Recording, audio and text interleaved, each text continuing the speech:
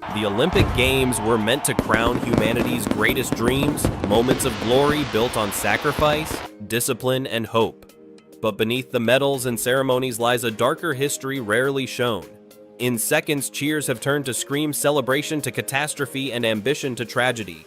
These are not stories of victory, but of athletes and spectators who stepped onto the world's biggest stage and never walked away. This is a countdown of the 15 most horrifying tragedies in Olympic Games history when the pursuit of greatness crossed a deadly line.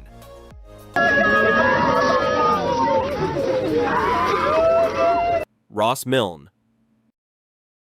January 1964. Innsbruck wasn't ready. With little natural snow and a deadline that refused to move, Olympic organizers forced the Winter Games into existence, carving downhill courses straight through dense forests. There were no modern safety nets, no proper barriers, only trees, rocks, and frozen ground waiting just inches from the racing line. Even journalists on site warned that the course looked less like an Olympic venue and more like a carefully disguised death trap. Ross Milne was just 19 years old, Australia's brightest hope in alpine skiing. Calm, focused, and fiercely proud, he carried a weight far heavier than his skis. In Europe, many believed Australia didn't belong in winter sports at all, and Ross knew it. This wasn't just about competition, it was about proving that his country deserved to stand on the same mountain as the world's best. On January 25th, during the first official practice run, Ross launched from the start gate and accelerated toward one of the course's steepest blind sections at nearly 70 kilometers per hour. Then, without warning, everything unraveled. People were standing on the track ahead of him. Instinct took over. Ross swerved to avoid them, but there was no margin for error. His skis slipped offline and the mountains showed no mercy. In a split second, he lost control, was thrown from his line, and collided with a tree, losing consciousness immediately. Ross Milne was airlifted to the hospital, but the outcome was already sealed. The injuries were catastrophic, and he died shortly afterward. He never competed. He never heard a crowd cheer. He never saw the Olympic flame lit. His Olympic journey ended before it ever truly began. Officials ruled the death an accident, quietly blaming inexperience rather than the dangerously flawed course. There was no redesign, no pause, no accountability. The Games moved forward as planned. For Australia, the loss was shattering. For the Olympics, it was the second death before the opening ceremony, another warning ignored. Ross Milne didn't lose to the mountain. He lost to negligence. And his death carved a brutal truth into Olympic history: when safety is sacrificed for spectacle, youth and talent offer no protection at all. Nicolas Bochete. February 22, 1992. High in the French Alps near Albertville, the air was thin, the snow was fast, and danger was woven into every meter of ice. This was speed skiing, a discipline so extreme it bordered on defiance of physics itself. Athletes weren't simply skiing downhill, they were launching their bodies toward speeds exceeding 120 miles per hour, faster than most cars on a highway. It was thrilling, breathtaking, and it would soon prove unforgiving. At 27 years old, Nicolas Bochete was one of Switzerland's elite speed skiers. Years of brutal training had shaped him into an athlete who understood risk intimately. He knew how narrow the margin was between control and catastrophe, how a single mistake at extreme speed could carry irreversible consequences. This Olympic appearance, even as a demonstration event, was likely his only chance to perform on the world's biggest stage. There was no room for hesitation. That morning, conditions were considered ideal: clear visibility, hard, fast snow, speeds that promised records and danger. During a warm-up run on a slope adjacent to the official course, Bochete approached a small bump, something utterly routine for athletes accustomed to flying inches above the ice. But when he landed, the course betrayed him. Ahead stood a snow grooming machine, massive, slow-moving, and impossible to avoid at such velocity. Its lights were flashing, its warning signals were active. None of it mattered. At over 100 miles per hour, there was no time to react and no space to escape. Bochete collided with the machine at full speed. The impact was fatal. The speed skiing community was stunned into silence. Olympic officials were shaken. Though the event continued, something fundamental had broken. Several athletes withdrew, unable to reconcile competition with what had just unfolded. Others raced under the weight of a death that now haunted the course. Nicolas Bochate's death ended more than a promising life. It ended a sports Olympic future. Speed skiing was removed immediately and never returned to the Games. His final run became a permanent warning etched into Olympic history, a reminder that when the pursuit of speed crosses a certain line, the margin for survival disappears entirely. Kazimierz Kai Skrzypecki. January 1964. Innsbruck was rushing toward history, but the mountain wasn't ready. Luge was about to debut at the Winter Olympics, a sport built on raw speed steel nerves and almost no protection. The track itself was unfinished, uneven, and dangerous. Water seeped beneath the ice. Sections froze unpredictably. Athletes complained. Journalists noticed. Warnings were spoken quietly, then ignored completely. Kazimierz Kai Skrzypecki was 55 years old, the oldest competitor at the Games. A former Royal Air Force pilot competing for Great Britain, he was respected, experienced, and remarkably fit. Younger athletes called him uncle. Age hadn't slowed him, and it certainly hadn't frightened him. He had flown aircraft through war. A luge track didn't seem like something that could stop him. But the Innsbruck track was not just difficult, it was flawed. During a practice run 1 week before the opening ceremony, Kai Skrzypecki's sled began to vibrate violently, a sign that something was wrong beneath the ice. Within seconds, control was lost. The sled left the track at speed and his body the frozen ground with devastating force. What was meant to be routine preparation turned instantly into catastrophe. He was rushed to the hospital with severe skull and pelvic fractures. Against expectations, he survived the night. There was hope, fragile, cautious hope. The following morning, surgeons attempted emergency surgery. His heart, already pushed beyond its limits, could not endure the trauma. Kazimierz Kai Skrzypecki died before the Olympic flame was ever lit. The Olympic Village fell silent. Athletes demanded answers. Organizers offered none. Instead, quiet rumors spread suggesting age, not the track, was to blame. The course remained unchanged. Competition went on. The danger stayed. His death exposed an uncomfortable truth buried beneath Olympic tradition. Sometimes it isn't the athlete who fails the Games, it's the Games that fail the athlete. Kazimierz Kai Skrzypecki never competed, never raced for a medal, and never heard the roar of an Olympic crowd. Yet his death became part of Olympic history, a reminder that the cost of ignoring safety is often paid before the world is even watching. Nodar Kumaritashvili. February 12, 2010. Dawn at the Whistler Sliding Center felt wrong. The track was faster than anything Luge had ever known, steeper, longer, and merciless. Speeds climbed past 95 miles per hour. G-forces crushed the body through every curve. In training sleds, rattled athletes crashed hard and quiet doubts spread through the start house. The course was spectacular. It was also terrifying. Nodar Kumaritashvili was 21 years old, standing at the top with Georgia on his back. He carried the pride of a small nation, the hopes of his family, and the legacy of his father, a former luger who had taught him the sport with limited resources and endless determination. This was Nodar's first Olympics. He knew the track was dangerous. He believed he belonged anyway. He launched cleanly from the start, tucking into the razor-thin aerodynamic position that defines luge. The sled screamed down the ice faster with every section. Officials watched in silence as he entered the final stretch, one of the most aggressive sequences ever built. Then, in an instant, he lost control at extreme speed and was thrown from the sled near the end of the track. Medical teams rushed in immediately. The injuries were catastrophic. Hours before the opening ceremony, the Olympic dream ended in death. The world recoiled. Questions cut through the celebration. Had speed and spectacle gone too far? Overnight, officials lowered the start gates, altered the track profile, and changed competition conditions. The races continued, but the illusion was gone. Nodar Kumaritashvili became more than an athlete lost too soon. He became a turning point, proof that the line between glory and disaster can vanish at full speed. From that morning forward, Olympic sliding sports would never look the same. Bahman Golbarnezhad. Bahman Golbarnezhad had already escaped death once. As a young soldier during the Iran-Iraq War, he stepped on a landmine that tore away his left leg and nearly ended his life. For most people, that would have been the end of the story. For Bahman, it became the beginning of something else entirely. He refused to be defined by loss.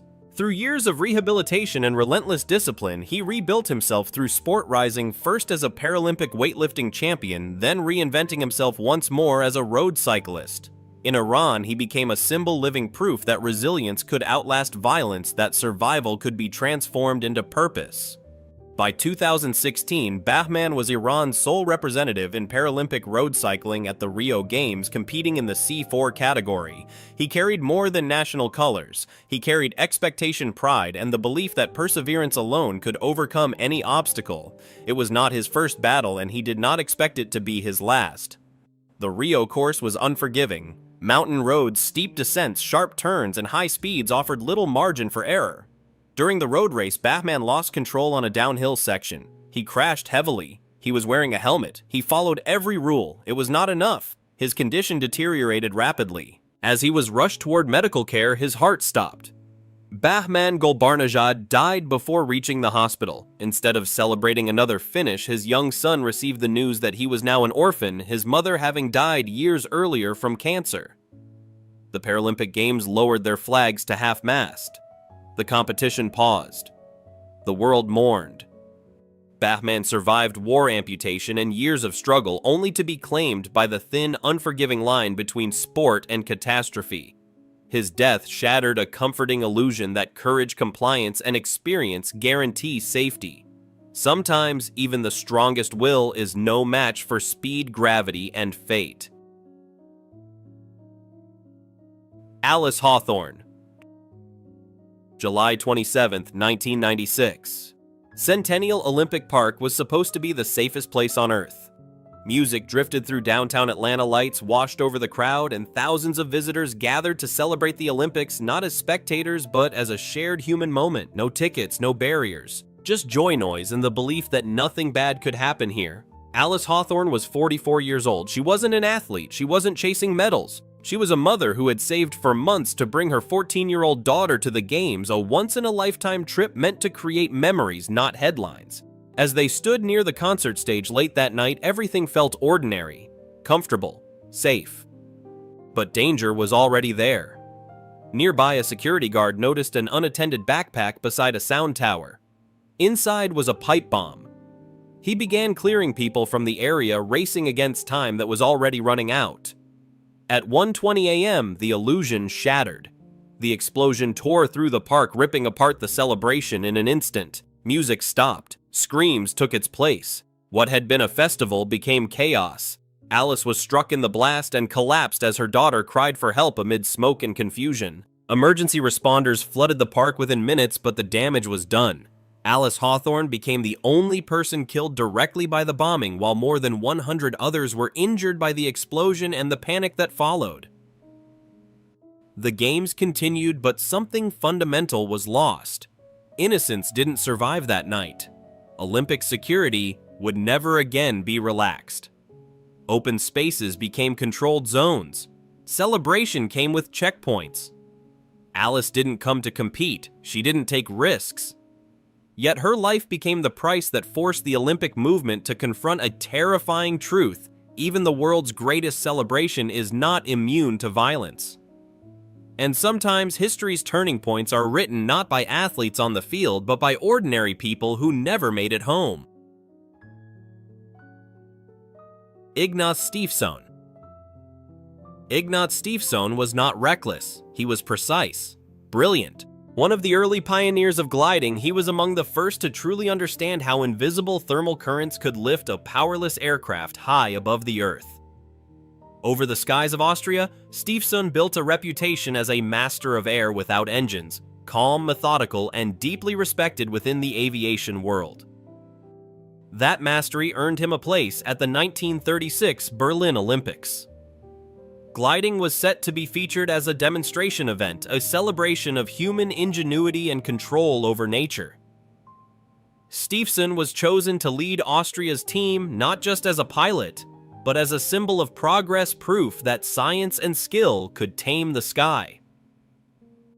Days before the scheduled performance, he took his glider up for what should have been a routine training flight. A second, Fencing's illusion of safety collapsed. As Smirnov lunged and his opponent parried, the blade snapped. The broken blade breached Smirnov's mask, causing severe injuries. What had been a refined contest of skill became an emergency no one in the arena was prepared to face. The crowd fell silent. The match was forgotten. Smirnov never regained consciousness. After days in a coma, he died at just 28 years old. The fencing world was shaken to its core. This was not recklessness nor a mistake by the athlete. It was a failure of equipment and a brutal revelation that tradition had been allowed to stand where safety should have been evolving. The response was swift and permanent. Masks were redesigned with stronger steel and mandatory Kevlar reinforcement. Blade standards were rewritten. Protective clothing, neck guards, and rigorous safety testing became compulsory. What had once been optional became law not only at the Olympics but across the sport worldwide. Every Olympic fencing bout since has been fought under rules written in the shadow of Vladimir Smirnov's death. He never fell on an Olympic piste and never died beneath the 5 rings yet. His legacy lives in every mask that holds every blade that bends instead of breaks. Smirnov did not lose a match that day. He exposed a truth the Olympic movement could no longer ignore. Elegance without safety is an illusion, and sometimes the most lasting changes are paid for with a life. József Tkach. József Tkach is often mentioned alongside Olympic tragedies, but his story stands apart. He did not die at the Olympic Games. What makes his name surface in these conversations is something rarer and in its own way just as haunting, a career that should have ended in catastrophe but didn't. In 1938, Tkach was one of Hungary's top pistol shooters and a strong Olympic contender. Then in a single moment outside competition, a grenade accident shattered his right hand, the hand he used to shoot. For most athletes, this would have been the end, not just of Olympic dreams, but of identity itself. The sport was unforgiving. Precision shooting offered no margin for disability. History seemed decided. Tkach disappeared from competition, quietly without announcements or sympathy. For months, even teammates believed his career was over, but away from the spotlight, something extraordinary was happening. He retrained himself painstakingly to shoot with his left hand, not to participate, not to survive, but to win. At the 1948 London Olympics, József Tkach returned to the firing line and won gold. 4 years later in Helsinki, he did it again, 2 Olympic titles, with the hand he was never meant to use. Tkach is sometimes misremembered in lists of Olympic deaths because his story begins where most tragedies end, with irreversible injury and apparent loss. But his legacy tells a different truth. Olympic history is not written only by those who died in pursuit of greatness, but also by those who were supposed to disappear and refused to. His story doesn't warn about danger. It warns against final judgments. And in a series filled with endings, József Tkach stands as a rare reminder: not every Olympic tragedy ends in death, but everyone leaves a scar. Moshe Weinberg. September 5th, 1972. Munich was supposed to represent a new kind of Olympic Games, open, peaceful, and free of the heavy militarization that haunted the past. The Olympic Village had no fences worth mentioning, no armed guards, no sense of threat. Athletes moved freely. Doors were unlocked. Trust was the security plan. Moshe Weinberg was 33 years old, the head coach of Israel's wrestling team. A former athlete himself, he was respected, disciplined, and deeply protective of his team. In the early hours of the morning, as most of the village slept, Weinberg was awake in the Israeli quarters, unaware that history was already moving toward his door. Just after 4 a.m., members of the Palestinian terrorist group Black September slipped into the village, climbing fences as easily as athletes returning late from a night out. They forced their way into the Israeli apartments. Weinberg was confronted first. He resisted immediately. In the struggle, he was shot. Wounded but still conscious, Weinberg was forced to lead the attackers through the building to identify Israeli athletes. As they moved, he made a deliberate choice. Instead of directing them to rooms filled with physically stronger wrestlers, he led them toward weightlifters, hoping to buy time, hoping someone might escape. It was a small act of defiance measured in seconds, but it mattered. At one point, Weinberg attempted to overpower one of the terrorists. He attacked despite his injuries. He was shot again, this time fatally.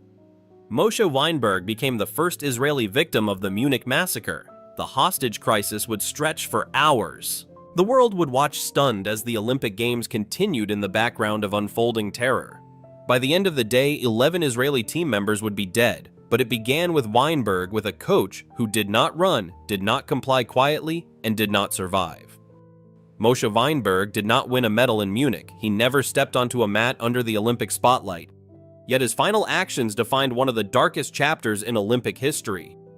His death shattered the illusion that the Games existed outside politics, outside violence, outside the world's conflicts. From that morning forward, the Olympics would never again pretend to be innocent, and Moshe Weinberg would be remembered not only as the first to fall, but as a man who chose resistance over silence when the Games were tested by terror. Yosef Romano, September 5, 1972. Inside the Olympic Village in Munich, the night had already turned into a siege. What was meant to be a celebration of peace was unraveling in real time, hidden behind closed doors while the world slept. The Israeli quarters were under control of Black September terrorists. Hostages were taken. Fear settled in. Yosef Romano was 31 years old, a weightlifter, a husband, and a father. He had survived war, carried the scars of combat, and still believed in the idea that the Olympics could stand apart from violence. He came to Munich to compete for Israel, not to fight again, but violence came to him. Wounded early during the takeover, Romano was in pain and bleeding as the terrorists tried to assert control over the hostages. What followed was not panic, but defiance. Romano did not comply quietly. Despite his injuries, he lunged at one of the attackers attempting to seize a weapon. It was a desperate act measured not in strategy, but in instinct, the refusal to submit.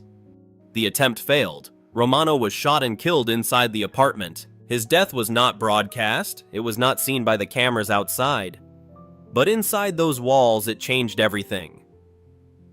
The remaining hostages understood that survival was no longer guaranteed. Romano's body was left behind as the standoff continued, a silent presence through hours of negotiation and delay. By the end of the day, 11 members of the Israeli Olympic team would be dead. The Games would pause briefly, then continue. The world would mourn and move on. Yosef Romano never lifted a barbell in Munich competition, yet his final act became one of the most powerful moments of resistance in Olympic history. He did not win a medal. He did not step onto a podium. But when confronted with terror, he chose action over surrender. His death stands as a reminder that the Olympic story is not only written by champions in stadiums, but also by those who in moments of unimaginable pressure refused to kneel even when the cost was everything. What if a single misstep could shatter a lifetime of Olympic destiny? Beneath the glittering lights and flawless costumes lies a colder truth on Olympic ice glory balances on the thinnest edge. These are the top 17 most devastating Olympic figure skating falls moments when champions slipped, dreams fractured, and the world watched in stunned silence as history rewrote itself in a heartbeat. Yulia Vyacheslavovna Lipnitskaya. She was only 15, but in Sochi she moved like a myth already written.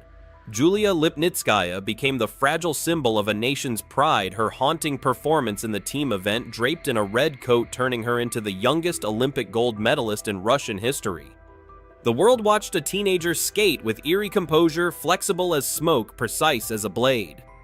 Russia soared ahead in the standings, untouchable, unstoppable. And at the center of it all was a girl who seemed born from the ice itself. Yet Olympic glory has a way of shifting its light. Entering the individual competition, expectations towered above her slight frame. The gold she had helped secure for the team now felt like a promise she had to repeat alone. But the margins in figure skating are merciless. In the short program, a triple flip faltered. In the free skate, the triple salchow betrayed her. Each stumble echoed louder than the applause that once surrounded her, and the leaderboard slowly rearranged itself without mercy. From overwhelming favorite to 5th place, the descent was swift and brutally public. Though her talent was never questioned, the momentum had changed and the Olympic stage had revealed both brilliance and fragility in the same breath. In 2017, Lipnitskaya quietly retired from competition, stepping away from the glare to coach the next generation, her Sochi story forever frozen between triumph and heartbreak. Michelle Kwan. At the turn of the century, Michelle Kwan was not merely a competitor. She was America's golden promise carved in steel and silk. A 5-time world champion and 9-time U.S. champion, she had already claimed Olympic silver and bronze, yet one prize shimmered just beyond her reach. Salt Lake City in 2002 was meant to be her coronation, the home ice triumph where destiny would finally seal her legacy in gold. The arena pulsed with belief. Every glide carried the weight of a nation convinced that this was the night their queen would ascend. But the closer she moved toward that long-awaited crown, the heavier it seemed to hang. There were quiet murmurs that this might be her final Olympic chapter, that time was circling like an unseen rival. Then in a moment that felt almost unreal, the triple flip, a jump she had mastered countless times, slipped away. Her toe betrayed the ice, the landing unraveled, and with it the fragile arithmetic of Olympic scoring. A collective gasp swept through the crowd as the gold medal drifted out of reach, replaced by bronze, honorable, historic, yet heartbreakingly incomplete. There would be no sequel to this pursuit. Injury forced her withdrawal from the 2006 Games, and retirement followed soon after, dignified but final. Michelle Kwan left as a legend whose artistry defined an era, yet whose story would forever carry that singular absence. In the end, was the missing gold a flaw in her legacy, or the very shadow that made her brilliance unforgettable? Was Michelle Kwan's 2002 fall the most heartbreaking moment in Olympic skating history? If you still feel that gasp from Salt Lake, comment number 1 below. Jeremy Abbott. Jeremy Abbott arrived in Sochi not as a long shot, but as a seasoned artist of the ice, a 2-time Olympian with the elegance of a classical dancer and the technical arsenal to challenge the best in the world. He had already secured a team bronze for the United States, and while he wasn't the overwhelming favorite for individual gold, insiders believed he would place high, perhaps even disrupt the hierarchy. His skating carried refinement, intelligence, and a quiet fire that suggested he was ready to deliver the performance of his life. Then came the short program and the moment that changed everything. Attempting a quadruple jump, Abbott lost control mid-air and came crashing down, sliding violently into the rink barrier. The impact was sickening, the kind that steals the breath from an arena. For a split second, the Olympic dream didn't just wobble, it shattered against the boards. Conversations about medals evaporated instantly as the scoreboard recalibrated without him. The fall dropped him too far down the standings to realistically contend. But what followed was something rarer than a clean quad. Abbott rose. Shaken, bruised, and visibly stunned, he gathered himself and completed the program with composure that bordered on defiance. He finished the event far from the podium, yet he left the ice with dignity intact, having transformed a disastrous moment into a testament of resilience. In Sochi, Jeremy Abbott did not win an individual medal, but he etched his name into Olympic memory for a different reason, not for how he fell, but for how he stood back up. Kurt Browning. By 1992, Kurt Browning was already skating royalty. The first man to successfully land a quadruple jump in competition, a 4-time world champion, and the pride of Canada, he arrived in Albertville carrying the kind of expectation that feels less like hope and more like inevitability. Gold was not just a possibility, it was the narrative everyone believed in.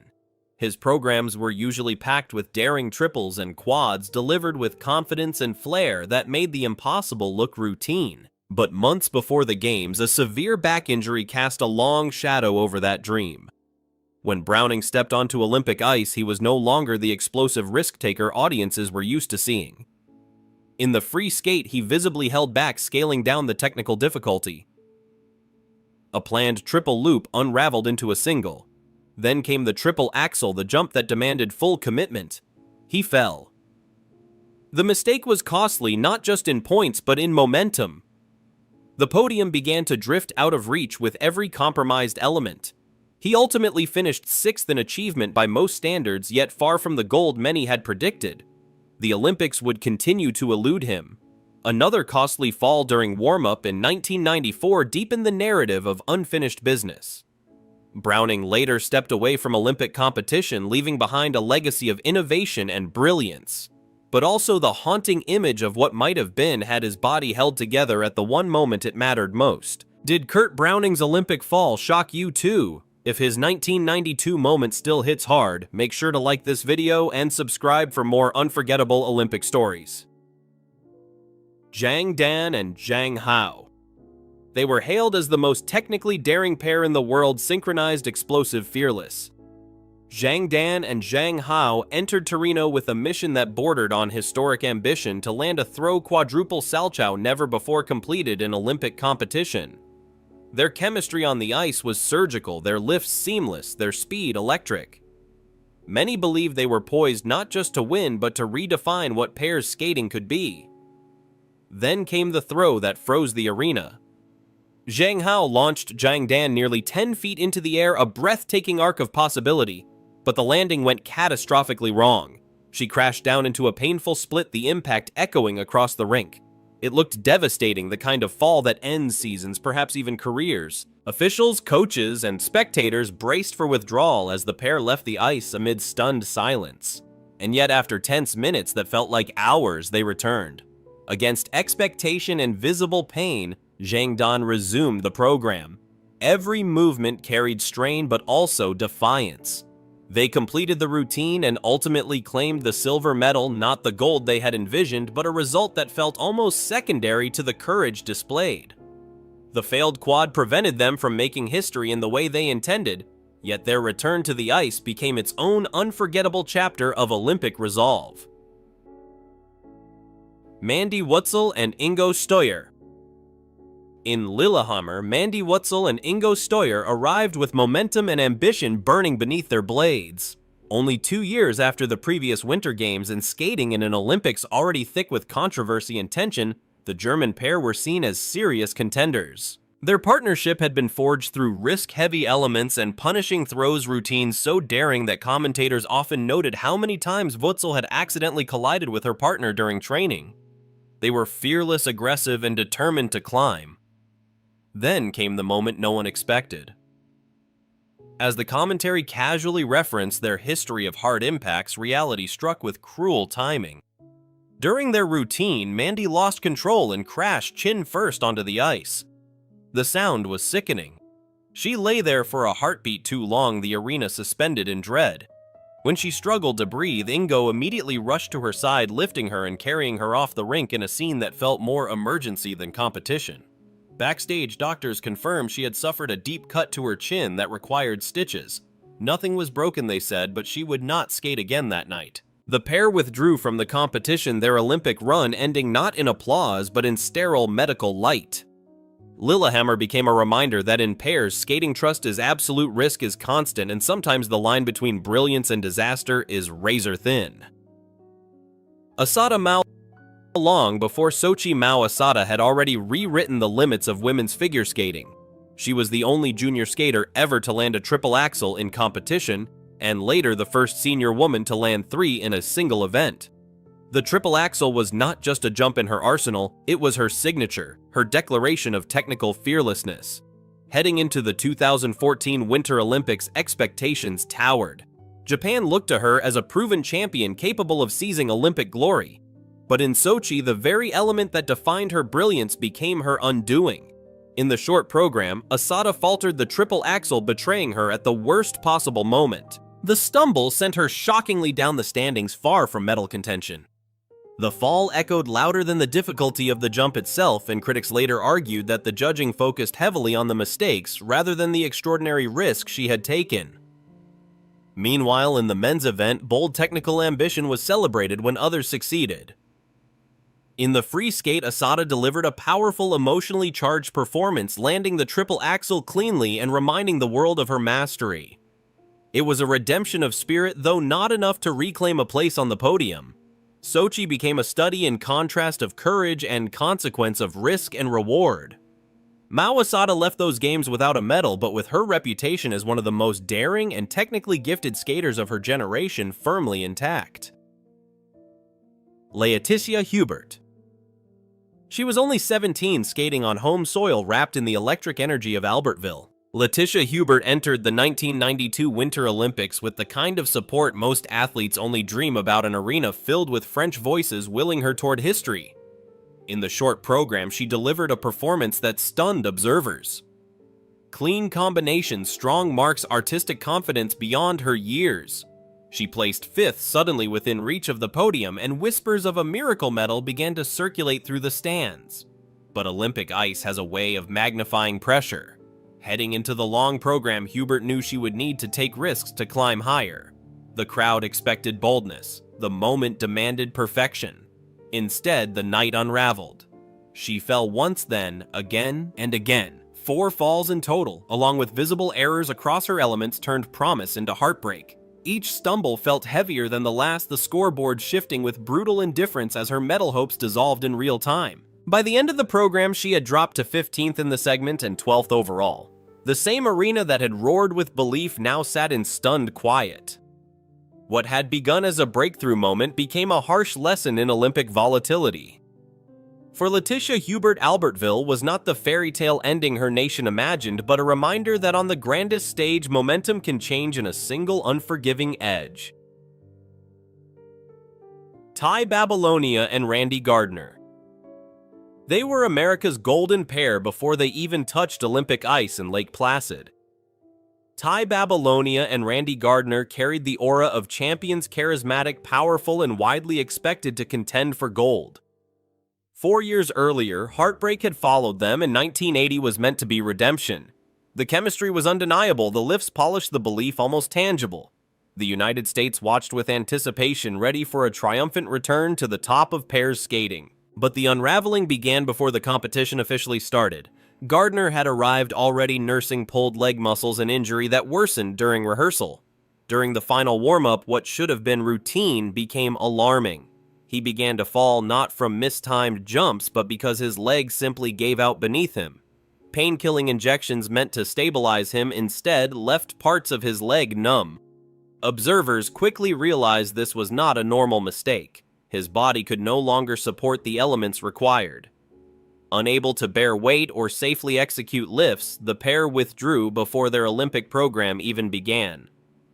The dream ended not under the spotlight of performance, but in the quiet devastation of injury. Lake Placid became a symbol not of failure, but of cruel timing, a reminder that sometimes the most catastrophic Olympic fall happens before the music ever starts. Did Tai Babilonia and Randy Gardner's heartbreaking withdrawal in 1980 change the Olympic story forever? Share your thoughts in the comments. We want to hear your take on that unforgettable moment. Barbara Underhill and Paul Martini. They were young, dynamic, and undeniably photogenic. The Canadian pair many believed had a legitimate shot at the Olympic podium in Sarajevo. Barbara Underhill and Paul Martini skated with speed and boldness, blending athletic precision with theatrical energy. In the lead-up to the 1984 Games, expectations swelled around them. They had the look, the momentum, and the technical firepower to challenge the world's best. Then came the fall that shifted everything. During their Olympic performance, Underhill slipped and slid into Martini at close proximity, tangling their timing and bringing both crashing down. It was sudden, awkward, and impossible to recover from competitively. Commentators pointed to their spacing and decision to attempt the move under those conditions, but in the Olympic spotlight, explanations offered little comfort. The mistake sent them spiraling down the standings, their medal hopes dissolving in seconds. They left Sarajevo without the podium finish. Many had predicted the disappointment heavy and public. Yet what followed was not retreat, but resurgence. Just weeks later at the World Figure Skating Championships, Underhill and Martini returned with sharpened focus and claimed the world title, becoming the first Canadians in history to do so in pairs. The Olympic fall became a painful chapter, but not the final word in their story. Kamila Valieva. She arrived in Beijing as the next unstoppable force of figure skating, young, elastic, seemingly untouchable. Kamila Valieva had already dazzled the world with her quads and ethereal extensions, playing a decisive role in securing gold for the Russian Olympic Committee in the team event. Analysts spoke of domination of a new era defined by her technical supremacy. She skated with the cool precision of someone who appeared born for Olympic immortality. Then the narrative fractured. Before the team medals were even awarded, news broke that Valieva had failed a doping test taken prior to the Games. The revelation detonated across the Olympic Village and beyond, casting a shadow over what had seemed like inevitable triumph. After intense deliberation, she was controversially allowed to compete in the women's individual event, but the atmosphere had changed. Every practice, every glance, every step onto the ice carried a weight far heavier than choreography. In the free skate, that weight became visible. Valieva stumbled and fell multiple times, including on her quad attempts, the composure that once defined her suddenly fragile. Her score dropped dramatically, leaving her off the podium in 4th place. Later, she was officially disqualified and the team gold was downgraded. What began as a coronation in Beijing unraveled into one of the most scrutinized Olympic episodes in recent memory, her performance forever intertwined with controversy and consequence. Midori Ito. By 1992, Midori Ito was already a phenomenon. She had shattered expectations with her explosive athleticism, becoming one of the very few women in the world capable of landing a triple axel in competition. Entering Albertville, she was widely expected to challenge for gold. Her jumps were towering, her speed unmatched, her style powerful rather than delicate, a force of momentum that could overwhelm any program. But tension crept in even before competition began. During practice, French skater Surya Bonali executed a backflip, a move banned in Olympic competition, and nearly collided with Ito mid-run. The close call rattled the ice, and some believed Ito's composure. When it came time for her competitive program, she struggled to regain complete control. In the short program and free skate, key jumps faltered. She attempted the triple lutz and could not hold it. She went for the triple axel and fell.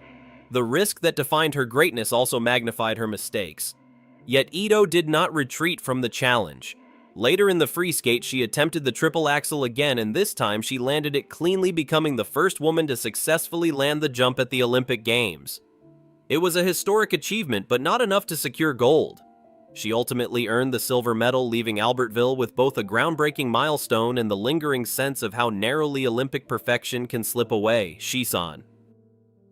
Zhu Yi.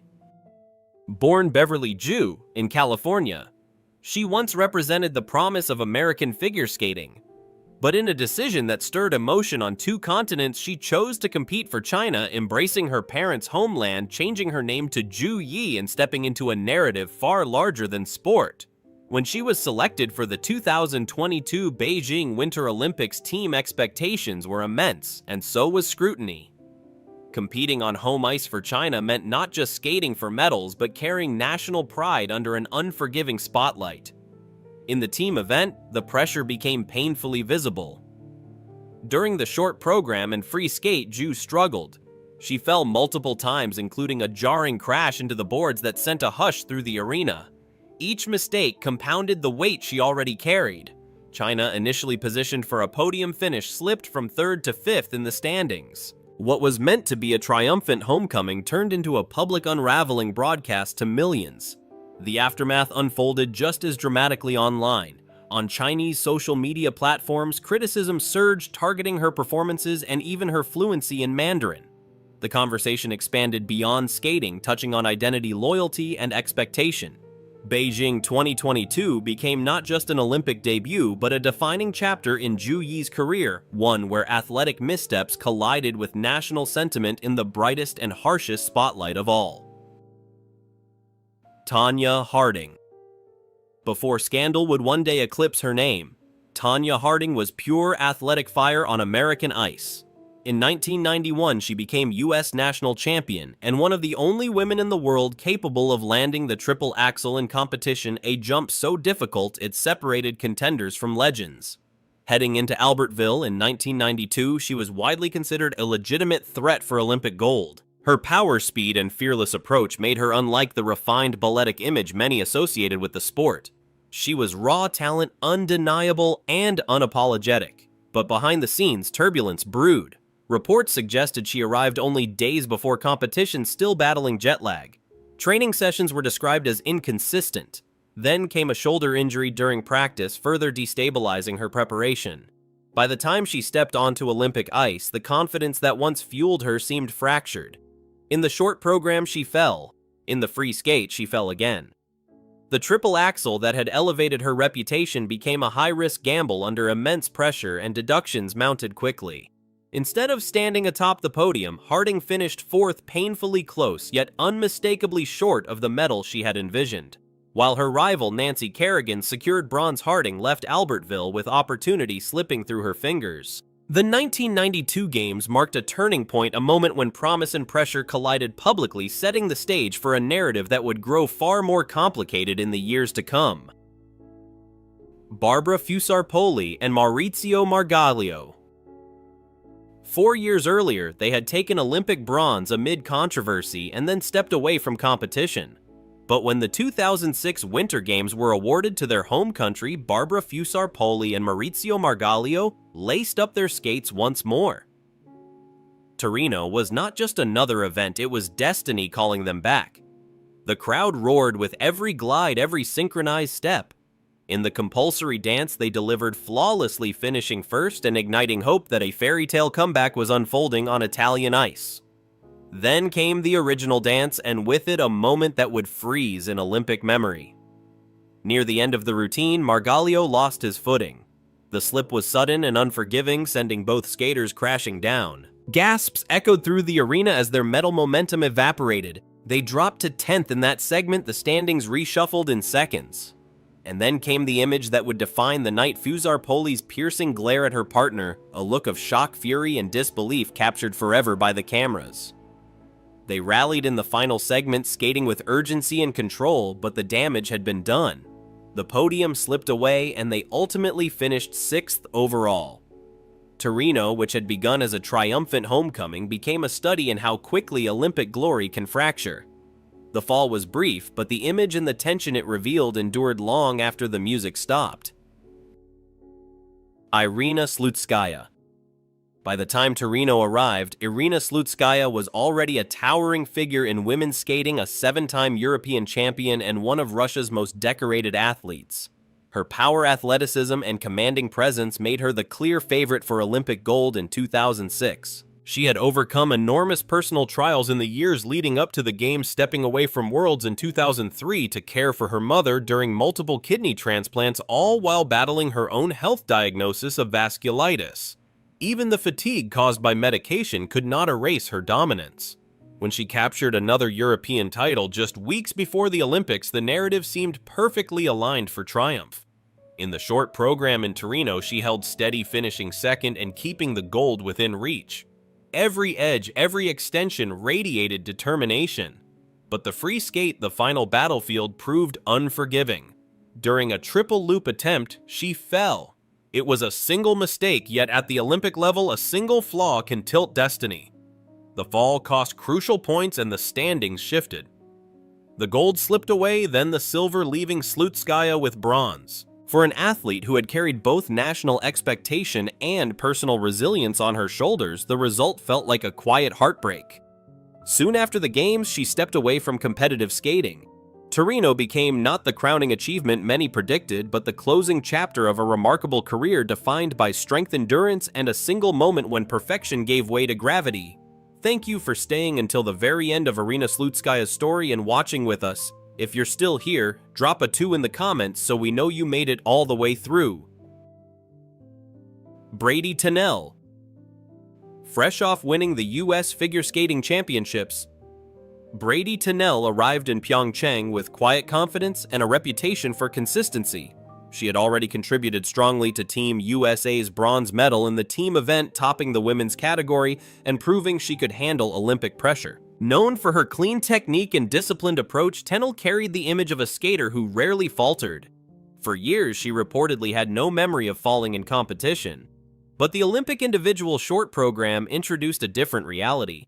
Just 30 seconds in, after successfully completing her opening combination, Tennell prepared for a triple toe loop. The takeoff was there, the control was not. She slipped on the landing, the error abrupt and costly. It was the kind of mistake that shifts momentum instantly, especially on a stage where every fraction of a point matters. The fall disrupted the rhythm of her program and sent her down the standings. Though she recovered in the free skate with a stronger, cleaner performance, the early stumble proved difficult to overcome. Tennell ultimately finished 9th overall, still ahead of her American teammates, but outside the medal conversation. For a skater celebrated for steadiness, Pyeongchang became a reminder that even the most reliable edge can falter under Olympic lights, and that one small slip can echo far beyond the moment it happens. on Olympic ice glory can rise in a second and disappear just as fast. If these unforgettable falls moved you, shocked you, or broke your heart, don't forget to like this video, subscribe to the channel, and turn on notifications so you never miss the next untold chapter from the world of sports history. Barbara Fusar-Poli and Maurizio Margaglio. 4 years earlier, they had taken Olympic bronze amid controversy and then stepped away from competition. But when the 2006 Winter Games were awarded to their home country, Barbara Fusar-Poli and Maurizio Margaglio laced up their skates once more. Torino was not just another event, it was destiny calling them back. The crowd roared with every glide, every synchronized step. In the compulsory dance, they delivered flawlessly, finishing first and igniting hope that a fairy tale comeback was unfolding on Italian ice. Then came the original dance, and with it a moment that would freeze in Olympic memory. Near the end of the routine, Margaglio lost his footing. The slip was sudden and unforgiving, sending both skaters crashing down. Gasps echoed through the arena as their medal momentum evaporated. They dropped to 10th in that segment, the standings reshuffled in seconds. And then came the image that would define the night, Fusar-Poli's piercing glare at her partner, a look of shock, fury, and disbelief captured forever by the cameras. They rallied in the final segment, skating with urgency and control, but the damage had been done. The podium slipped away, and they ultimately finished 6th overall. Torino, which had begun as a triumphant homecoming, became a study in how quickly Olympic glory can fracture. The fall was brief, but the image and the tension it revealed endured long after the music stopped. Irina Slutskaya.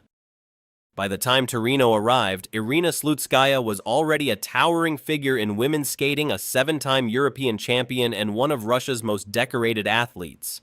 Her power, athleticism, and commanding presence made her the clear favorite for Olympic gold in 2006. She had overcome enormous personal trials in the years leading up to the Games, stepping away from Worlds in 2003 to care for her mother during multiple kidney transplants, all while battling her own health diagnosis of vasculitis. Even the fatigue caused by medication could not erase her dominance. When she captured another European title just weeks before the Olympics, the narrative seemed perfectly aligned for triumph. In the short program in Torino, she held steady, finishing second and keeping the gold within reach. Every edge, every extension radiated determination. But the free skate, the final battlefield, proved unforgiving. During a triple loop attempt, she fell. It was a single mistake, yet at the Olympic level, a single flaw can tilt destiny. The fall cost crucial points and the standings shifted. The gold slipped away, then the silver, leaving Slutskaya with bronze. For an athlete who had carried both national expectation and personal resilience on her shoulders, the result felt like a quiet heartbreak. Soon after the Games, she stepped away from competitive skating. Torino became not the crowning achievement many predicted, but the closing chapter of a remarkable career defined by strength, endurance, and a single moment when perfection gave way to gravity.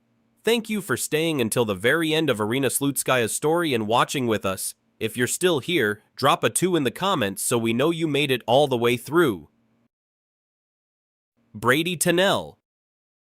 Fresh off winning the U.S. Figure Skating Championships, Brady Tennell arrived in Pyeongchang with quiet confidence and a reputation for consistency.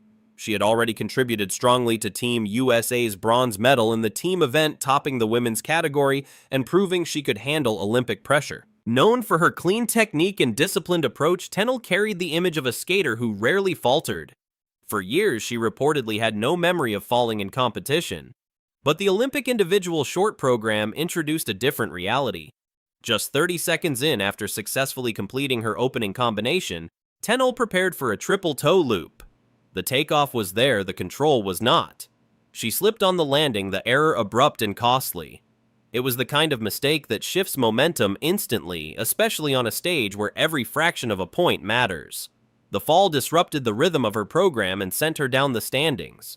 Though she recovered in the free skate with a stronger, cleaner performance, the early stumble proved difficult to overcome. Tennell ultimately finished 9th overall, still ahead of her American teammates, but outside the medal conversation. For a skater celebrated for steadiness, Pyeongchang became a reminder that even the most reliable edge can falter under Olympic lights, and that one small slip can echo far beyond the moment it happens. on-Olympic ice glory can rise in a second and disappear just as fast. If these unforgettable falls moved you, shocked you, or broke your heart, don't forget to like this video, subscribe to the channel, and turn on notifications so you never miss the next untold chapter from the world of sports history. What if one single misstep could erase a lifetime of sacrifice in the blink of an eye under the blinding lights of the Olympic arena where legends are crowned and history is written? Even the smallest mistake can turn glory into heartbreak. Today we uncover the top 10 devastating figure skating Olympic falls, the shocking slips, brutal crashes, and split-second errors that silenced roaring crowds and changed careers forever. Yulia Vyacheslavovna Lipnitskaya. In the winter of 2014, Russia did not merely host the Olympic Games, it unveiled a prodigy. Yulia Lipnitskaya arrived at the 2014 Winter Olympics as a 15-year-old phenomenon, slight in frame yet immense in presence. Draped in a haunting red coat during her now iconic Schindler's List program, she moved across the ice with an intensity that felt almost cinematic. Flexible beyond belief, spinning in tight, blinding rotations, she became the emotional epicenter of the Russian team event. The crowd roared not just in support, but in awe. When Russia secured team gold, Lipnitskaya stood as its youngest Olympic champion, transformed overnight into a national symbol. Her face, pale and focused, rarely betrayed nerves. Cameras lingered on her stillness before the music began, as if trying to decode the composure of someone so young, carrying so much expectation. Commentators spoke of destiny. The narrative seemed perfectly aligned, home Olympics teenage prodigy gold already around her neck. Yet beneath the triumph, whispers trailed quietly through the arena corridors. The pressure was immense, magnified by patriotic fervor and global scrutiny. In Sochi, she was not simply skating. She was performing under the weight of a nation's pride.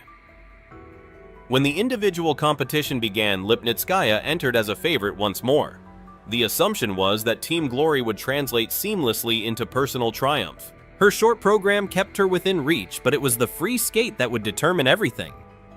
As she built speed into her triple salchow, an element she had executed countless times in training, the atmosphere tightened.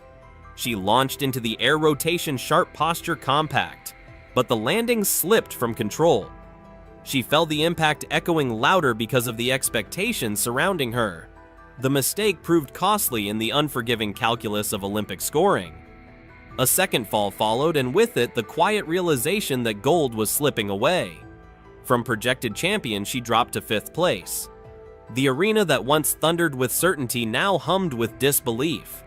She completed the program, but the narrative had shifted irrevocably. In a sport where fractions define fate, the margin for error had vanished. Sochi remains a paradox in Lipnitskaya's story. She left with team gold, her name forever etched in Olympic history, yet the individual title eluded her. In 2017, she retired from competitive skating and later turned to coaching, guiding younger athletes who chase the same shimmering dream. Her Olympic chapter endures as both triumph and cautionary tale, a portrait of brilliance unveiled too early, of youth elevated to myth, and of how quickly the ice beneath a golden child can turn fragile under the brightest lights in the world. Michelle Kwan. At the turn of the millennium, figure skating had many stars, but only one reigning queen, Michelle Kwan. 5-time world champion, 9-time US champion, already an Olympic silver and bronze medalist. She did not simply compete, she commanded the ice with a presence that felt inevitable, almost mythic. Her skating was silk over steel, grace wrapped around discipline, a smile crafted like armor against pressure. To America, she was more than an athlete. She was unfinished destiny gliding toward its final golden chapter. By the time she arrived at the 2002 Winter Olympics, the narrative seemed written in advance. This was home soil. This was maturity meeting opportunity. 4 years earlier, gold had slipped through her grasp in Nagano, and the absence of that medal lingered like a silent echo behind every triumph that followed. Whispers trailed her through the Olympic Village that this might be her last true chance. The spotlight did not merely shine on her, it pressed down heavy with expectation, bright with national longing. When the music began for her long program in Salt Lake City, the arena transformed into a cathedral of anticipation. Each edge was steady, each extension deliberate, every movement echoing the polish of a champion who understood the magnitude of the moment. Then came the triple flip, a jump she had landed countless times before. She gathered speed, lifted into the air, and in a split second that would replay endlessly across television screens, the blade betrayed her balance. She fell. It was not chaotic or dramatic, but it was decisive, the kind of mistake that shifts Olympic history in a heartbeat. She rose almost immediately, the composure intact, the performance carried through with dignity and control. There was no visible panic, no unraveling. She skated the remainder of the program with the poise that had defined her entire career, as if refusing to let a single error dismantle years of brilliance. Yet Olympic scoring is clinical, immune to narrative and sentiment. The points told a colder story. Gold slipped away. Silver followed. When the final standings were posted, Michelle Kwan stood in bronze position. On the podium, she wore her medal with grace. Her expression measured her legacy already secured in countless other arenas. History would remember her as one of the most decorated and influential skaters the sport had ever known, a standard against which future generations would be measured. And yet woven into the fabric of her legend is that quiet moment in Salt Lake City when perfection faltered and destiny shifted course, leaving behind a career luminous and celebrated but marked forever by a single unforgettable fall. If Michelle Kwan's fall still breaks your heart, comment number 1 for Michelle Kwan, a legend of grace even without gold. Jeremy Abbott. By the time the world arrived in Sochi, Jeremy Abbott was no stranger to Olympic pressure. A veteran of the 2010 Games, a multiple-time U.S. champion, he carried himself with the quiet intensity of a skater who had matured through disappointment and refinement. At the 2014 Winter Olympics, he was not labeled the overwhelming favorite, but insiders believed he had the artistry and technical arsenal to land high on the leaderboard. His skating was known for depth and emotional nuance, a blend of athleticism and vulnerability that made him a connoisseur's competitor. When he stepped onto the ice for the men's short program, the arena lights felt unforgiving, sharp as interrogation lamps. The opening choreography flowed with promise, edges clean, posture confident. Then came the quadruple jump, the high-risk element that separates contenders from the rest. He launched upward with commitment, rotating into the air with the precision he had trained for countless times. But the landing never arrived the way it was meant to. Instead, he came down hard and slid violently into the rink boards. The impact echoed through the arena, a jarring collision of ambition and reality. For a split second, he lay motionless on the ice, the crowd collectively holding its breath. It was more than a fall. It was a crash that shattered the rhythm of the program and sent shockwaves through the competition. Yet what followed became its own quiet act of defiance. Abbott pushed himself up, steadied his breath, and resumed skating. There was no surrender in his movements, only resolve. He completed the program with determination etched across his face, finishing not as a medal threat, but as a competitor who refused to let a single mistake define the rest of his performance. The scores reflected the damage done by the fall, removing him from any serious podium contention.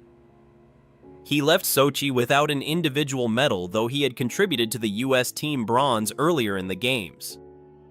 What remained was the image of a skater who crashed into the barrier literally and figuratively and still chose to stand. In the unforgiving arithmetic of Olympic figure skating, redemption does not always come in gold or silver. Sometimes it is found in the simple, stubborn act of rising after impact and finishing what you began. Jang Dan and Jang Hao.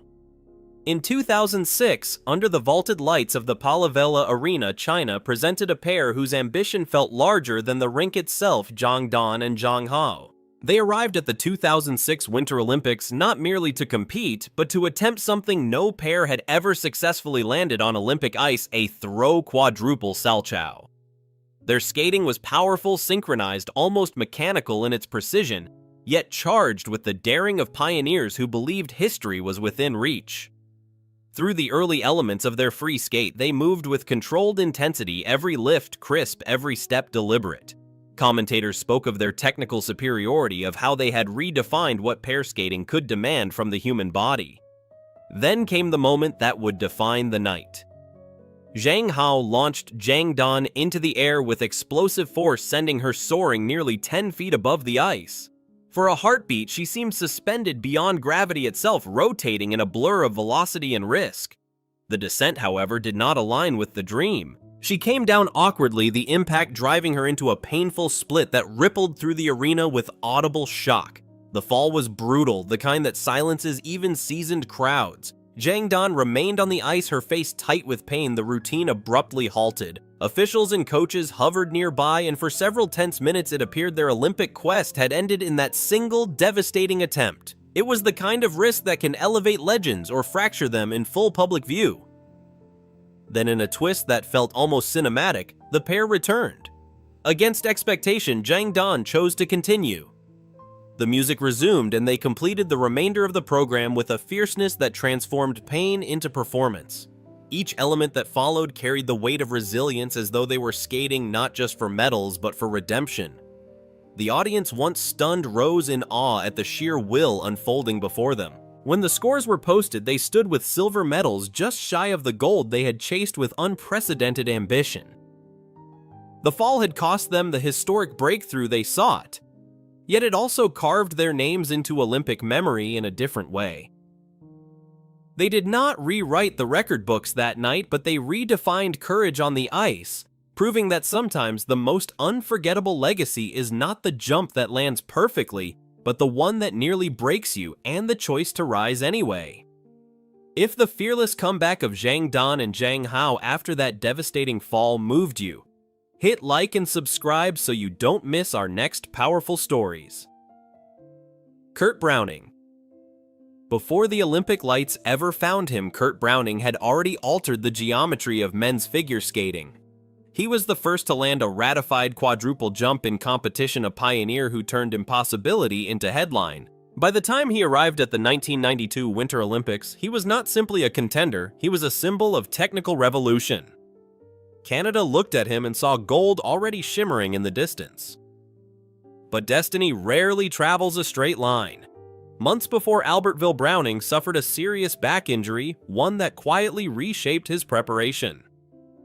It was said that his training sessions became cautious, that the daring programs packed with triples and quads had to be recalibrated.